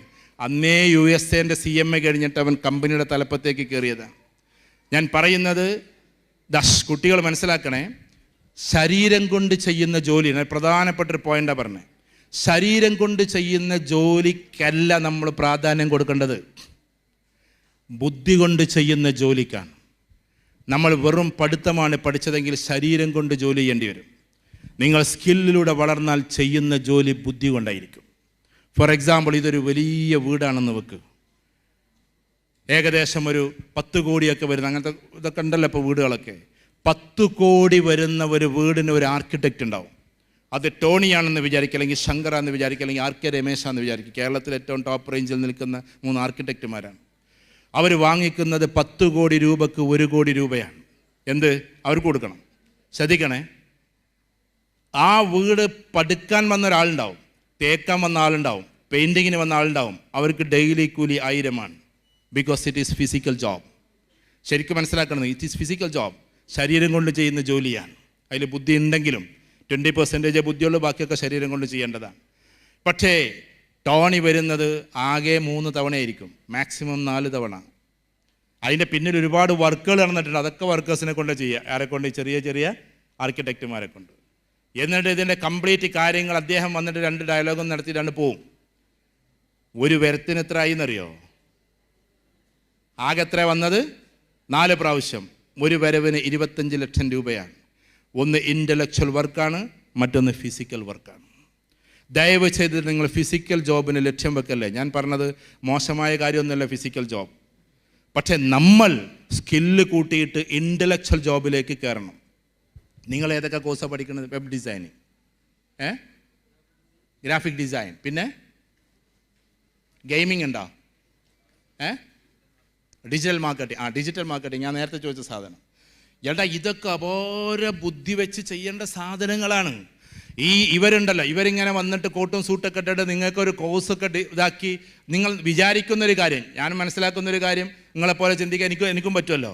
ഇവർ കുറേ പൈസ വാങ്ങിക്കുന്നൊക്കെ തോന്നും, പക്ഷേ നമ്മളെ ആ ഒരു ജനിത്തിലേക്ക് കൊണ്ടുപോവാണ്. ഈ ഡിജിറ്റൽ മാർക്കറ്റിംഗ് എന്ന് പറയുന്ന സാധനം സാധാരണ രീതിയിൽ ഉപയോഗിക്കേണ്ടതിനെ ഡിജിറ്റലൈസ് ചെയ്തിട്ട് ലോകത്തിലേക്ക് എത്തിക്കല്ലേ? ആണോ അല്ലേ? നിങ്ങൾ പറ. ഇപ്പം എൻ്റെ ഒരു സുഹൃത്ത്, നിങ്ങൾ ക്യാമറ പകർത്തുന്നതുകൊണ്ട് എൻ്റെ ബിസിനസ്സിനെ പറ്റിയിട്ട് അത്ര സീക്രട്ടുകളൊന്നും പറയാൻ പറ്റില്ല, എന്നാലും 1-2 കാര്യങ്ങൾ പറയാം. ഇപ്പോൾ ഉദാഹരണത്തിന് ലൈബീരിയയിൽ കിടക്കുന്ന ചില പ്രൊഡക്റ്റുകളെ യൂറോപ്പിലേക്ക് എത്തിക്കുന്നത് എൻ്റെ 2 സുഹൃത്തുക്കളാണ്. അത് ഈ യൂറോപ്പിനോട് നമ്മൾ ബന്ധപ്പെടുന്നതും ഈ പറയുന്ന ലൈബീരിയയോട് ലൈബീരിയ കിടക്കുന്നത് ആഫ്രിക്കയിലാണ്, യൂറോപ്പ് കിടക്കുന്നത് അപ്പുറത്താണ്. 2 കോണ്ടിനെൻ്റാണ്. ഈ കംപ്ലീറ്റ് കമ്മ്യൂണിക്കേഷൻസ് നടത്തിയിട്ട് അതിനെ മുഴുവനും കാര്യങ്ങൾ നടത്തിയിട്ട് അത് അങ്ങോട്ട് കയറ്റാനുള്ള കംപ്ലീറ്റ് ലിയാസണിങ്ങും ലൈസൻസിങ്ങും അതിൻ്റെ എന്താ പറയുക ഷിപ്പിങ്ങും അതിന് വേണ്ട എല്ലാ കാര്യങ്ങളും ഈ പ്രൊഡക്റ്റ് അങ്ങോട്ട് എത്തിക്കലും ലോജിസ്റ്റിക്സും, അതോടൊപ്പം ആ രാജ്യത്തിൻ്റെ നിയമം, ഈ രാജ്യത്തിൻ്റെ നിയമം, ആ രാജ്യത്തിലെ വിസിറ്റ്, ഈ രാജ്യത്തിലെ വിസിറ്റ്, അവിടുത്തെ എംബസി, ഇവിടുത്തെ എംബസി, ഇതൊക്കെ ഇരുന്നിട്ട് അതിൻ്റെ മെയിലുകളൊക്കെ നടത്തിയിട്ട് നമ്മൾ ഈ പരിപാടി നടത്തുന്നത് എൻ്റെ പാടത്തേക്ക് നോക്കിയിട്ടാണ്. ഒന്നും കൂടി പറയാം, പറഞ്ഞു മനസ്സിലായോ? എൻ്റെ വീടിൻ്റെ പിന്നാമ്പുറത്തൊരു പാടുണ്ട്, അതിലേക്ക് ഇങ്ങനെ നോക്കിയിട്ട് ആദ്യം പേപ്പറിൽ ഇത് കാണും, എന്നിട്ട് ഈ കാര്യങ്ങൾ സന്ദേശം അവർക്ക് എത്തിക്കും. ഞാൻ ഈ പറയുന്നവർ കയറ്റുന്ന യൂറോപ്പിൽ ഞാൻ പോയിട്ടുണ്ട് ഒരുപാട് രാജ്യങ്ങളിൽ, പക്ഷെ അവർ കയറ്റുന്ന ആ സ്ഥലത്ത് ഞാൻ പോയിട്ടില്ല, ഈ കയറ്റുന്ന സ്ഥലത്ത് ഞാൻ പോയിട്ടില്ല. ഡിജിറ്റൽ മാർക്കറ്റിങ്ങിൻ്റെ ഏറ്റവും സ്ട്രോങ് സ്പേസാണ് ഞാൻ പറയുന്നത്. ഏത് ഒരു സാധനത്തെയും ഡിജിറ്റലൈസ് ചെയ്തിട്ട് ലോകത്തിൻ്റെ വ്യത്യസ്ത തലങ്ങളിലേക്ക് എത്തിക്കാൻ പറ്റുന്ന അപാര സ്കില്ലാണ് നിങ്ങൾ പഠിച്ചുകൊണ്ടിരിക്കണേ.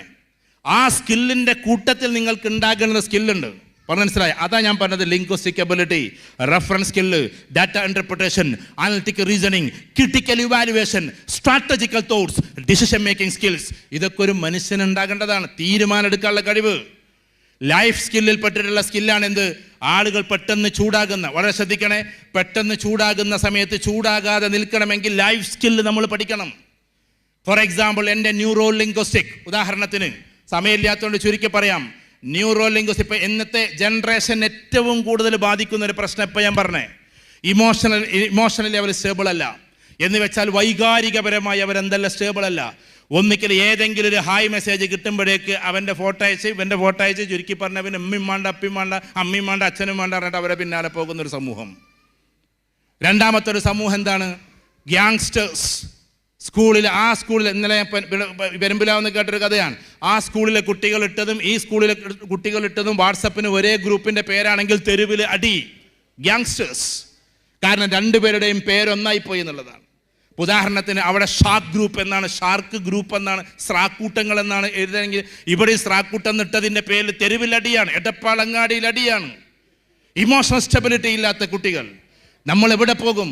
ഭാവിയിൽ എന്താകും ആലോചിച്ചിട്ടുണ്ടോ? ജീവിതത്തിൻ്റെ സ്റ്റൈലിലേക്ക് പോകുമ്പോൾ എവിടെ എത്തും നമ്മൾ? ഈ ഒരു അവസ്ഥയിൽ നിന്ന് മാറാൻ കൂടിയിട്ടാണ് ഇത്തരം കോൺവെക്കേഷൻ സെറിമണിയിൽ നമ്മൾ ഇത്തരം കാര്യങ്ങൾ സംസാരിക്കുന്നത്. വളരെ ശ്രദ്ധിച്ച് കേൾക്കുക. ഫോർ എക്സാമ്പിൾ, നമ്മുടെ ന്യൂറോ ലിംഗ്വിസ്റ്റിക് അത് ലൈഫ് സ്കില്ലിൽ പെട്ടതാണ്. എന്താ ന്യൂറോ ലിംഗ്വിസ്റ്റിക്? നിങ്ങളോടിപ്പോൾ ഈ ഇരിക്കുന്ന മോനോട്, മോൻ്റെ പേരെന്താ? ഷബീബ്, എന്താ മോനെ നിൻ്റെ പേര് എന്ന് ചോദിച്ചാൽ അതൊരു നല്ലൊരു ജനറൽ ക്വസ്റ്റ്യനാണ്. മോനെ നിൻ്റെ പേരെന്താണ്? അപ്പം അവൻ്റെ ന്യൂറോ ലിംഗ്വിസ്റ്റിക് വർക്ക് ചെയ്യുന്നത് വേറൊരു അവസ്ഥയിലായിരിക്കും. ഞാൻ പറഞ്ഞു മനസ്സിലായോ? ന്യൂറോ ലിംഗ്വിസ്റ്റിക് എന്ന് പറഞ്ഞാൽ സംസാരിക്കാനുള്ള അവൻ്റെ നെർവ്സ് കംപ്ലീറ്റ് ഉണ്ട്, അതിൻ്റെ ഡെപ്തിലേക്ക് പോകുന്നില്ല. അപ്പോൾ അവന് ആൻസർ അറിയും, എൻ്റെ പേര് ഇന്നതാണ്. നേരെ മറിച്ച് ഞാൻ എന്താടാ എൻ്റെ പേര് എന്ന് ചോദിച്ചു കഴിഞ്ഞാൽ എന്തായി? അവൻ്റെ ന്യൂറോ ലിംഗ്വിസ്റ്റിക് വേറെ രീതിയിൽ വർക്ക് ചെയ്യും. അവൻ്റെ ഭാഷക്കുള്ള ഞരമ്പുകളുണ്ടല്ലോ, അവൻ്റെ പുറത്തേക്ക് വരുന്ന വേർഡ്സ്, അതിനുവേണ്ടി അവൻ്റെ ബ്രെയിൻ ഒന്ന് പിടക്കും, അവൻ്റെ ഹൃദയം ഒന്ന് തുടിക്കും, അവൻ്റെ കംപ്ലീറ്റ് നെർവ്സും വേറെ രീതിയിലേക്കാകും. അവൻ വളരെ പെട്ടെന്ന് കിനസ്തെറ്റിക് ആകും. കിനസ്തെറ്റിക് എന്ന് പറഞ്ഞാൽ പെട്ടെന്ന് വേദനിക്കുന്ന മനുഷ്യനാകും. പറയാൻ സൗകര്യമില്ലടോ എന്നൊരു പക്ഷേ തിരിച്ചു പറയും. ഇതറിയാതെയാണ് അധ്യാപകർ പോലും നമ്മളെ പഠിപ്പിച്ചത്. അധ്യാപകർ വന്നിട്ട് ചിലപ്പോൾ നമ്മളോട് പറയും, എന്താടാ നീ പഠിച്ചില്ലേ? എടാ എന്നുള്ള വിളി അധികം കുട്ടികൾക്ക് ഇഷ്ടമല്ല. ഡ മക്കളെ എന്ന് പറഞ്ഞ പ്രശ്നമില്ല, ഡ മോനെ എന്ന് പറഞ്ഞ പ്രശ്നമില്ല. എന്താടാ എന്നുള്ള ചോദ്യത്തിൽ നമുക്കറിയാം എന്താണെന്നുള്ളത്. അതുകൊണ്ട് കുട്ടികൾക്ക് താല്പര്യമില്ല ചോദ്യം കേൾക്കാൻ. എന്നിട്ടോ നീയും നിന്റെ വാപ്പയെ പോലാകാനാണോ തീരുമാനം എന്ന് ചോദിക്കുമ്പോഴേക്ക് വാപ്പയെ കൂട്ടി പറഞ്ഞതുകൊണ്ട് എന്താകും? ആകെ നമ്മുടെ നെർവ്സ് മാറും.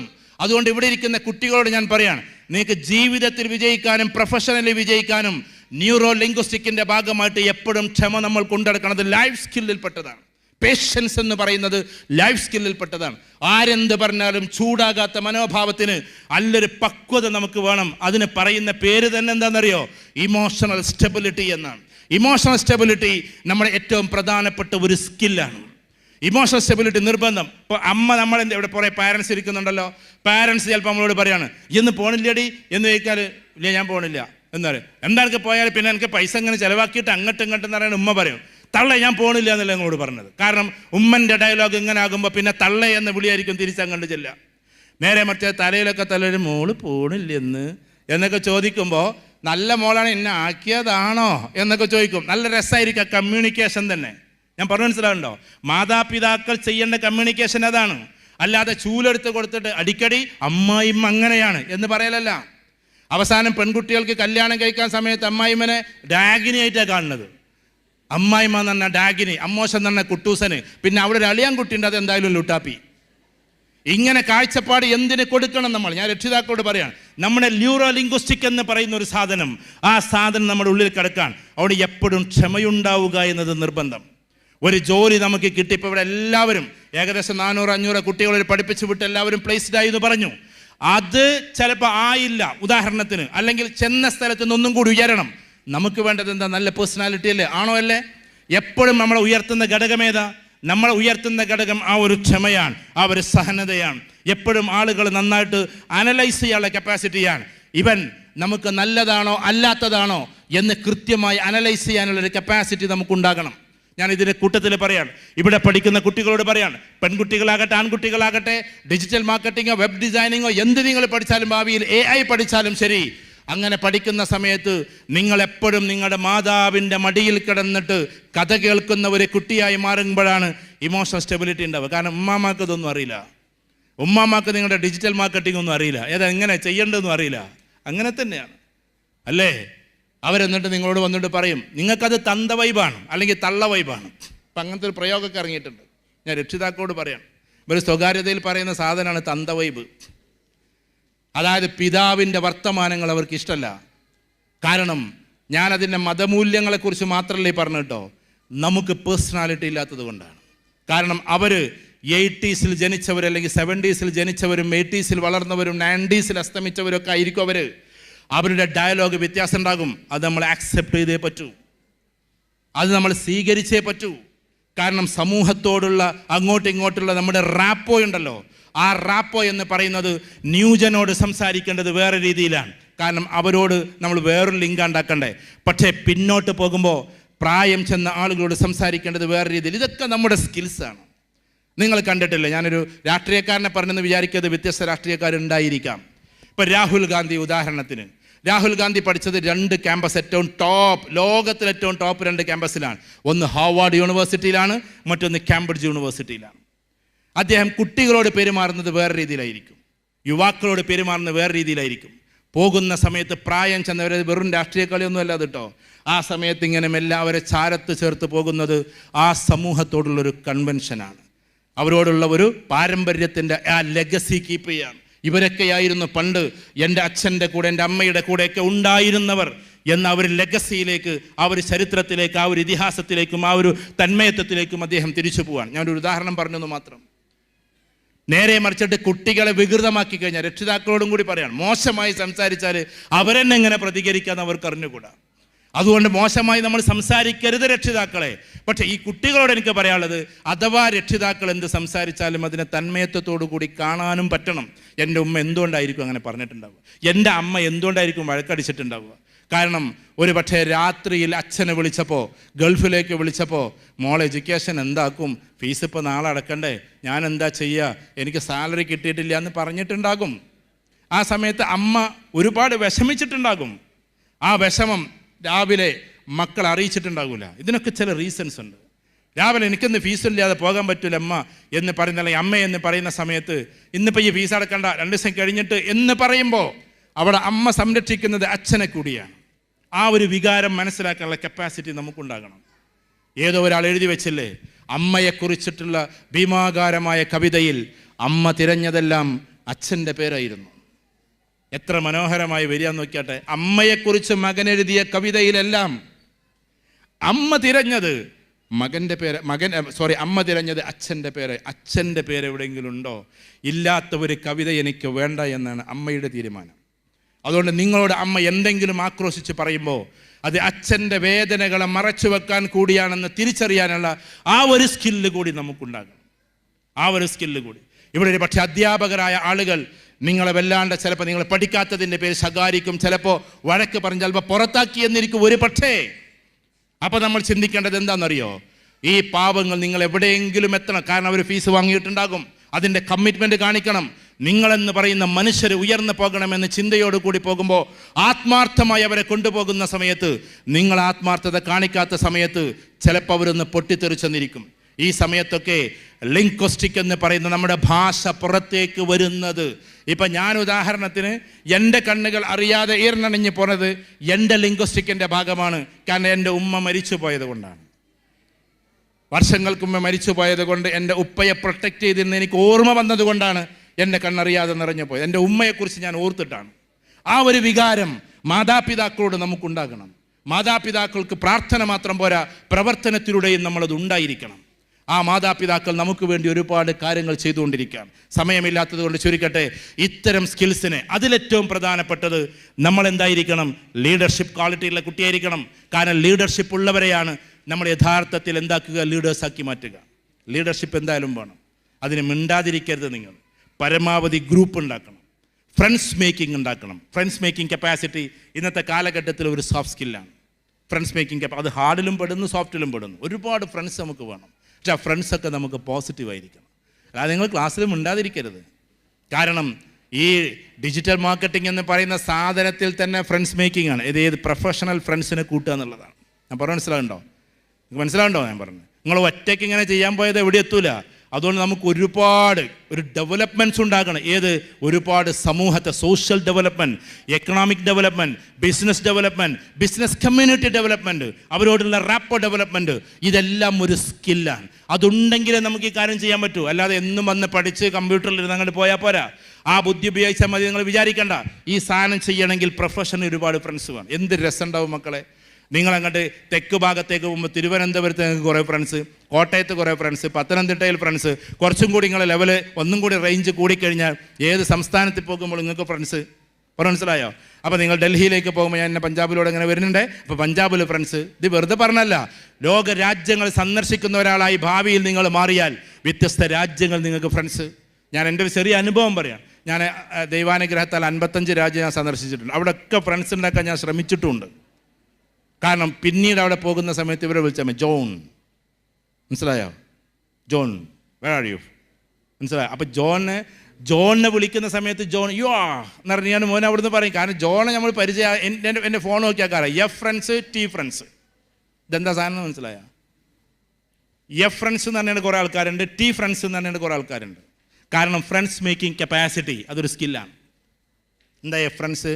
ഫ്ലൈറ്റിൽ പരിചയപ്പെട്ട ഫ്രണ്ട്സ്, അതാണ് എഫ് ഫ്രണ്ട്സ്. ടി ഫ്രണ്ട്സ് എന്ന് പറഞ്ഞാൽ കുറച്ചും കൂടി കൂടുതലുണ്ടാവും. Train friends. ട്രെയിനിൽ അപോലെ ഫ്രണ്ട്സിനെ കിട്ടും. ഇന്നത്തെ കുട്ടികൾ എന്താ ചെയ്യാമെന്നറിയോ? ട്രെയിനിൽ അങ്ങനെ പോകും തിരുവനന്തപുരം വരെ, അടുത്തിരിക്കുന്നവരെ പരിചയപ്പെടും കൂടിയില്ല. കാരണം നമുക്ക് വാട്സപ്പ് ഉണ്ട്, ഫേസ്ബുക്ക് ഉണ്ട്, എല്ലാം ഉണ്ട്. അങ്ങോട്ട് മേലേക്ക് എത്തുകയില്ല. കാരണം ഫ്രണ്ട്സ് മേക്കിംഗ് കപ്പാസിറ്റി വേറൊരു സ്കില്ലാണ്.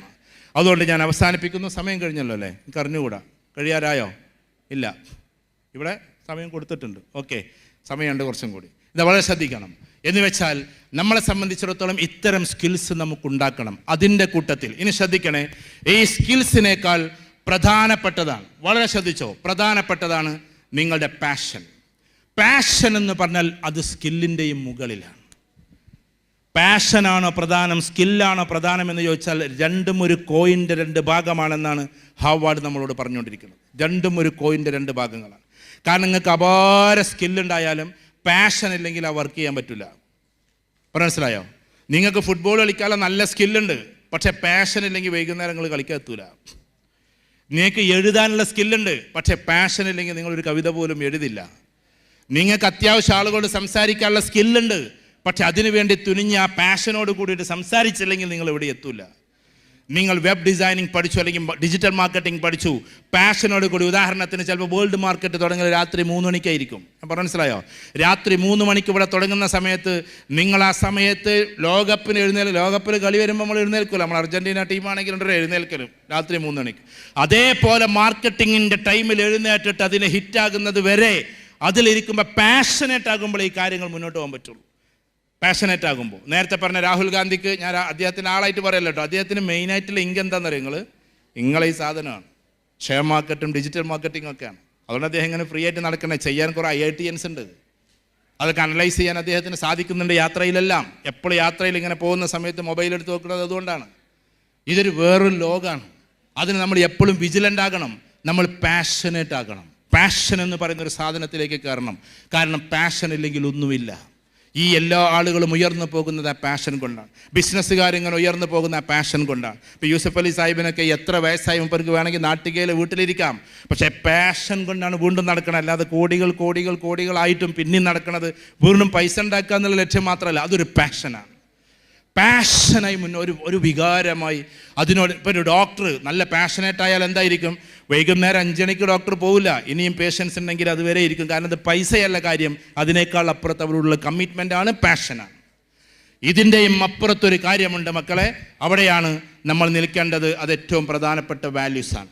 എന്താ വാല്യൂസ് കൊണ്ട് ഉദ്ദേശിക്കുന്നത് മൂല്യങ്ങളാണ്. വ്യത്യസ്ത മതക്കാരാണ് ഇവിടെ ഇരിക്കുന്നത്. ഞാൻ പറയട്ടെ, ഇപ്പം ബാംഗ്ലൂരിൽ പോയി കഴിഞ്ഞാൽ, നിങ്ങൾ എന്തൊക്കെ പറഞ്ഞാലും ബാംഗ്ലൂരിൽ പോയി കഴിഞ്ഞാൽ, ഞാൻ ആ സിറ്റിയെ കുഴപ്പമാക്കല്ല, ഞാനൊരിക്കൽ അവിടുത്തെ പ്രിയപ്പെട്ട എൻ്റെ ഒരു IT ഫ്രണ്ടുണ്ട്. അദ്ദേഹം IITയിലൊക്കെ പഠിച്ചതാണ്. അദ്ദേഹം കുറച്ച് കാലം APJ വിങ്ങിലൊക്കെ ഉണ്ടായിരുന്നു. അദ്ദേഹം എന്നോടൊരു മാളിങ്ങനെ ചൂണ്ടിക്കാണിച്ചിട്ട് പറഞ്ഞു, ശ്രദ്ധിക്കുന്നുണ്ടോ?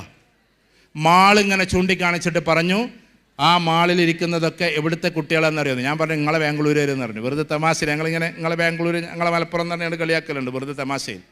അപ്പോൾ അദ്ദേഹം പറഞ്ഞു, ഞാൻ വളരെ റിയലിസ്റ്റിക് ആയിട്ട് പറയാണ്, അതൊക്കെ കോഴിക്കോട്ടത്തെയും മലപ്പുറത്തെയും കുട്ടികളാണ്. രാത്രി 2 മണിക്കൊക്കെ കുട്ടികൾ തെരുവിലാണ്.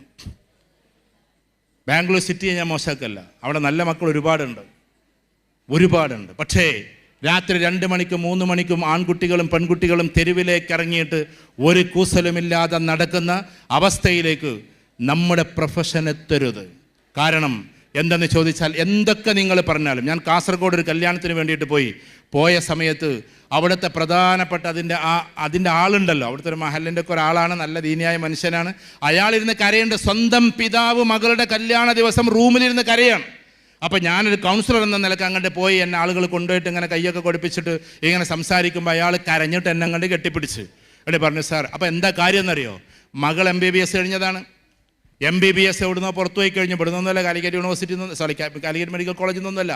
മകള് എന്ത് ചെയ്തു എന്ന് പറഞ്ഞാൽ, നേരെ പഠിത്തമൊക്കെ കഴിഞ്ഞ് വന്ന കല്യാണ ദിവസം മകളുടെ കൂടെ പഠിച്ചിട്ടുള്ള ഏതൊക്കെയോ സ്ഥലത്തുള്ള കുട്ടികൾ വരുന്നു, ഷെയ്ക്കാൻഡ് ചെയ്യുന്നു, ഹഗ് ചെയ്യുന്നു, ചിലർ കവിള് ചേർക്കുന്നു.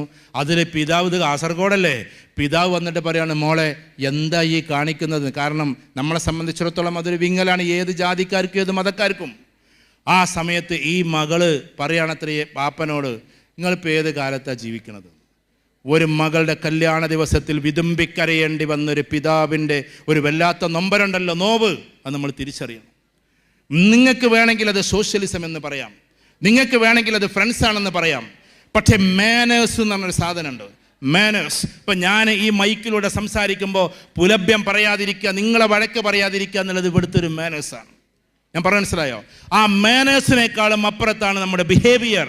പെരുമാറ്റം എപ്പോഴും നല്ലതായിരിക്കണം. അത് മാനേഴ്സ് എന്ന് പറഞ്ഞാൽ എന്താ? മാനേഴ്സ് എന്ന് പറഞ്ഞാൽ നമ്മളെടുത്ത് തൽക്കാലം ഇല്ല, പക്ഷെ ഇവിടെ പാലിച്ചേ പറ്റൂ എന്നർത്ഥം. ടേബിൾ മാനേഴ്സ് ആയാലും എന്തായാലും ക്ലാസ് മാനേഴ്സ്. ചിലപ്പോൾ ക്ലാസ്സിൽ നമുക്ക് കളിക്കണം എന്ന് തോന്നും, പക്ഷെ ആ ക്ലാസ്സിൽ കളിക്കാതിരിക്കുക എന്ന വികാരത്തെ കൊണ്ടുവരികയാണ് മാനേഴ്സ്. അത് ബിഹേവിയർ ആകുക എന്ന നമ്മുടെ പെരുമാറ്റം അതാവലാണ്. അതിൻ്റെയും മുകളിലാണ് ക്യാരക്ടർ. നമ്മുടെ പെരുമാറ്റം എന്ന് പറയുന്നത് അവിടെയാണ്. ആ പെരുമാറ്റത്തിലേക്ക് നമ്മൾ പോകണം. അപ്പം സ്കിൽസ് നമുക്കുണ്ടാകണം, വാല്യൂസ് ഉണ്ടാകണം. ആ വാല്യൂസ് ക്യാരക്ടറായിട്ട് ഫോർമേഷൻ നടത്തണം. എന്താ ക്യാരക്ടർ ഫോർമേഷൻ? അഥവാ നമ്മുടെ കൂടെ പഠിക്കുന്ന കുട്ടികളെ മോശമായി നമ്മൾ കാണാതിരിക്കുക, എന്തെങ്കിലും വൈകാരികമായി നമ്മൾ നോക്കാതിരിക്കുക, അവർ നമ്മളെ പെങ്ങളാണെന്ന് ഒരു രൂപത്തിലുണ്ടാവുക, എല്ലാവരും ഏറ്റവും നല്ല സൗഹൃദത്തോടെ അങ്ങോട്ടും ഇങ്ങോട്ടും സുഹൃത്തുക്കളായി നടക്കുക. അതിൻ്റെ അപ്പുറത്തേക്ക് മോശമായൊരു നോട്ടവും അവളെയോ അവരെയോ നോക്കാതിരിക്കുക. അത് നമ്മുടെ ക്യാരക്ടറിസ്റ്റിക്കാണ് എന്ന് വെച്ചാൽ ബെർണാഡ് ഷാ പറയുന്നുണ്ട്. ബെർണാഡ് ഷായുടെ വാക്യതാണ്, നമ്മളെല്ലാവർക്കും പണ്ട് പഠിച്ചതായിരിക്കാം പല ആൾക്കാരും. അതിൽ പറയുന്നത്, wealth is lost, wealth is lost, nothing is lost, health is lost, something is lost, but character is lost, everything is lost. അദ്ദേഹം പറഞ്ഞ വാക്കതാണ്, wealth is lost, nothing is lost. നമ്മുടെ സമ്പത്ത് മുഴുവൻ നഷ്ടപ്പെട്ടാലും ഒന്നും നമുക്ക് നഷ്ടപ്പെടുന്നില്ല, വീണ്ടും നമുക്കത് ഉണ്ടാക്കാം. Health is lost, something is lost. നമ്മുടെ ആരോഗ്യം നഷ്ടപ്പെട്ടാൽ പലതും നമുക്ക് നഷ്ടപ്പെടും. But the character is lost, everything is lost. നമ്മുടെ സ്വഭാവം നഷ്ടപ്പെട്ടാൽ പിന്നെ എല്ലാം നമ്മൾ നഷ്ടപ്പെടുത്തും. പിന്നെ നമുക്ക് വാല്യൂ ഇല്ല, പിന്നെ നമുക്കൊരു വിലയില്ല. ആളുകളുടെ മുമ്പിൽ നിങ്ങൾ കണ്ടില്ല, ഇപ്പം സിനിമാക്കാരായ ആളുകളെ, ചില ആൾക്കാർ നമ്മൾ ഇഷ്ടത്തോടെ കൊണ്ടു നടന്നവരെ കേരളം മുഴുവൻ തെറി വിളിക്കുന്നത് അയാളുടെ ക്യാരക്ടർ ശരിയല്ലാത്തത് കൊണ്ടാണ്, അഭിനയം ശരിയല്ലാത്തത് കൊണ്ടല്ല.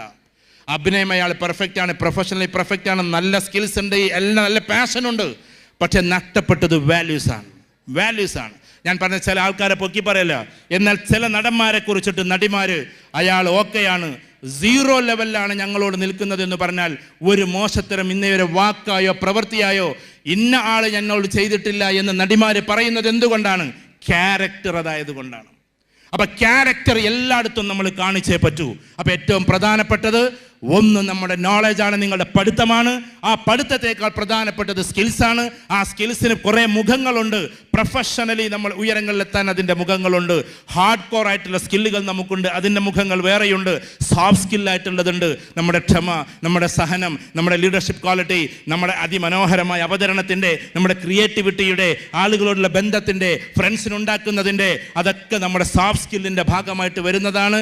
വേറെയും കുറേ ഇൻ്റർപേഴ്സണൽ സ്കില്ല്, ഇൻട്രാപേഴ്സണൽ സ്കില്ല്, ആളുകളുള്ള ബന്ധം, നമ്മളെ തിരിച്ചറിയുന്ന നമ്മുടെ ബന്ധം, ഇതെല്ലാം സോഫ്റ്റ് സ്കില്ലിൽ പെട്ടതാണ്. എബവ് ഓൾ, അതിനേക്കാൾ അപ്പുറത്ത് നമ്മൾ കാണേണ്ടത് പാഷൻ തന്നെയാണ്. അഥവാ അതിനോടുള്ള നമ്മുടെ മിടുക്ക് നമ്മൾ കാണിക്കേണ്ടത് അവിടെയാണ്. അതിനുമപ്പുറം നമ്മൾ ചെയ്യേണ്ടത് ഏറ്റവും പ്രധാനപ്പെട്ടത് നമ്മുടെ വാല്യൂസ് ആണ്. വാല്യൂസ് എവിടെ പോയാലും നഷ്ടപ്പെടുത്തരുത്. ഇത്തരം ആളുകൾക്ക് ഏറ്റവും സ്കോപ്പുള്ള ഏരിയ US പോലുള്ള രാജ്യങ്ങളുണ്ട്. അവിടേക്ക് ഒരുപാട് വാം വെൽക്കം നിങ്ങളെപ്പോലെ കുട്ടികൾക്ക് കിട്ടാറുണ്ട്. അഥവാ ഇതൊക്കെ പഠിച്ചു പോയാൽ പല രാജ്യങ്ങളിലുമുണ്ട്. അവിടെയൊക്കെ നമ്മളെത്തിയാലും ഏത് തെരുവിലൂടെ നടന്നു പോകുമ്പോഴും നട്ടപ്പാതിരക്ക് പോലും വാല്യൂസ് നഷ്ടപ്പെടുത്താത്ത കുട്ടികളായി ഈ സ്ഥാപനത്തിലെ കുട്ടികൾ മാറണം. സ്കിൽസ് എന്നാണ് നിങ്ങളുടെ പേരെങ്കിൽ ആ സ്കില്ലിൻ്റെയും അപ്പുറത്തേക്ക് ആ വാല്യൂസോട് കൂടി നമ്മൾ നടക്കണം. നിങ്ങൾ പഠിച്ച് ഏറ്റവും ഉന്നതമായ അവസ്ഥയിലെത്തുമ്പോൾ ആ സമയത്ത് നിങ്ങളുടെ സാലറി ആദ്യമായി നിങ്ങൾക്ക് കിട്ടുമ്പോൾ അത് ആദ്യമായിട്ട് കൊണ്ടുവന്ന് കൊടുക്കേണ്ടത് അമ്മയുടെ കയ്യിൽ, അമ്മ കൊടുക്കേണ്ടത് അച്ഛൻ്റെ കയ്യിൽ. ഞാൻ എപ്പോഴും നിങ്ങളോട് സൂചിപ്പിക്കാറുണ്ട് ഈ കാര്യം. അത്രത്തോളം നമ്മളവിടെ മാനിക്കണം. കാരണം മക്കൾ വലുതായി ഉയർന്ന് പോയി അവിടെ എത്തുക എന്നത്, ഞാൻ എൻ്റെ ഒരു ചെറിയ അനുഭവം പറഞ്ഞിട്ട് സമയം അവസാനിച്ചു, അതും കൂടി പറഞ്ഞിട്ട് അവസാനിച്ചോട്ടെ. എൻ്റെ മകൻ UK പഠിക്കുന്നവൻ ആദ്യമായിട്ട് ജോലിക്ക് കയറി ഫസ്റ്റ് സാലറി അയച്ചപ്പോൾ ഞാനത് അറിഞ്ഞിട്ടില്ല. അവൻ്റെ ജ്യേഷ്ഠൻ്റെ അക്കൗണ്ടിലേക്ക്, അവനിപ്പോൾ PG പഠിച്ചുകൊണ്ടിരിക്കുകയാണ്, ജ്യേഷ്ഠൻ്റെ അക്കൗണ്ടിലേക്ക് അയച്ച് ജ്യേഷ്ഠൻ അത് ഉമ്മൻ്റെ അടുത്ത് കൊണ്ടുവന്ന് കൊടുത്ത് ഉമ്മ എൻ്റെ അടുത്ത് കൊണ്ടുവന്ന് തരികയാണ്. സത്യത്തിൽ ഞാൻ ആ സന്ദർഭത്തിൽ കരഞ്ഞു കേട്ടോ. കാരണം എനിക്ക് പെട്ടെന്ന് അങ്ങനെ കരച്ചിൽ വരാത്തതാണ്. കാരണം LKG UKG അവൻ പഠിക്കുന്ന കാലത്ത് എൻ്റെ ചിന്തയാണ് ഇന്ന യൂണിവേഴ്സിറ്റിയിൽ അവന് പഠിക്കണമെന്ന്. UK ഏറ്റവും ടോപ്പ് ഒരു പബ്ലിക് യൂണിവേഴ്സിറ്റിയിൽ അവനെത്തി. അവിടുന്ന് ഹോണേഴ്സ് ഡിഗ്രി കഴിഞ്ഞ്, ഹോണേഴ്സ് ഡിഗ്രി PG അല്ല ഹോണേഴ്സ് ഡിഗ്രി കഴിഞ്ഞ് ജോലിക്ക് കയറി. ജോലിക്ക് ഞാൻ PG വേറെ ചെയ്യുന്നുണ്ട്. ആ ജോലിക്ക് കയറി ഫസ്റ്റ് സാലറി അവൻ ആരൊക്കെ മാനിച്ചു എന്നറിയോ? ഞാൻ അവൻ്റെ ഒരു ഇതായിട്ട് പറയാണ്. എന്ന് വെച്ചാൽ അവൻ ആദ്യം മാനിച്ചത് അവൻ്റെ ജ്യേഷ്ഠനെ. കാരണം ജ്യേഷ്ഠൻ്റെ അക്കൗണ്ടിലേക്ക് അയച്ചു കൊടുത്ത് ആ ജ്യേഷ്ഠനത് അമ്മക്ക് കൊടുത്ത് ഉമ്മ എൻ്റെ അടുത്ത് കൊണ്ടുവരികയാണ്. അതവൻ ഒരു പക്ഷേ എൻ്റെ ഒരു പ്രസംഗം കേട്ടതാകാം കാരണമെന്ന് ഞാൻ വിശ്വസിക്കുന്നു. കോഴിക്കോട്ടുള്ളൊരു പയ്യനെക്കുറിച്ച് ഞാൻ എപ്പോഴും പറയാറുണ്ട്. അത് മാത്രം പറഞ്ഞിട്ട് ഞാൻ അവസാനിപ്പിക്കുകയാണ്. ആദ്യമായിട്ട് എഞ്ചിനീയറിങ് കഴിഞ്ഞ് ജോലി കിട്ടി, സാലറി കൊണ്ടുവന്നിട്ട് ഉമ്മൻ്റെ അടുത്ത് കൊടുക്കുകയാണ്. ഉമ്മ അത് ഉപ്പക്ക് കൊടുത്താളിന്ന് പറയാണ്. ആ സമയത്ത് ഉപ്പ പിന്നീട് അതൊരു വീഡിയോ ആയിട്ട് വന്നു. വീഡിയോക്കാരെന്നെ വിളിച്ചിരുന്നു, സാർ അതിൽ നിന്ന് കിട്ടിയ പ്രചോദനം കൊണ്ടുണ്ടാക്കിയ വീഡിയോ ആണെന്ന് എന്നെ വിളിച്ച കുട്ടികൾ പറയുകയും ചെയ്തിരുന്നു. ഏതായിരുന്നാലും ശരി, ആ പൈസ കൊടുക്കുകയാണ്. പൈസ കൊടുത്തപ്പോൾ ഉമ്മ പറയാണ്, മോനെ നീ തന്നെ അങ്ങോട്ട് കൊടുക്കടാ, ഉപ്പക്ക് എന്തൊരു സന്തോഷമാവുന്നു. അപ്പോൾ ആ കുട്ടി പറഞ്ഞല്ല നിങ്ങൾ കൊടുത്തേക്കുന്നു. ആ സമയത്ത് ഉടനെ തന്നെ ഈ പറയുന്ന ഉപ്പ പറയും, ഞാൻ ഇത് 10 വർഷം മുമ്പ് പ്രസംഗിച്ചിട്ടുണ്ട് ഈ കാര്യം. ഇത് നടന്നിട്ട് 10 കൊല്ലമായി. എൻ്റെ 10 കൊല്ലം മുമ്പുള്ള പ്രസംഗം എടുത്താൽ ഇതുണ്ട്. വീഡിയോ ഇറങ്ങിയത് ഇപ്പോൾ ഈ ഒരു കൊല്ലത്തിലാണ്. അതുകൊണ്ട് തന്നെ സത്യത്തിൽ ആ കുട്ടി പറയാണ്, ഉപ്പക്ക് നിങ്ങൾ കൊടുത്തേക്കിൻ.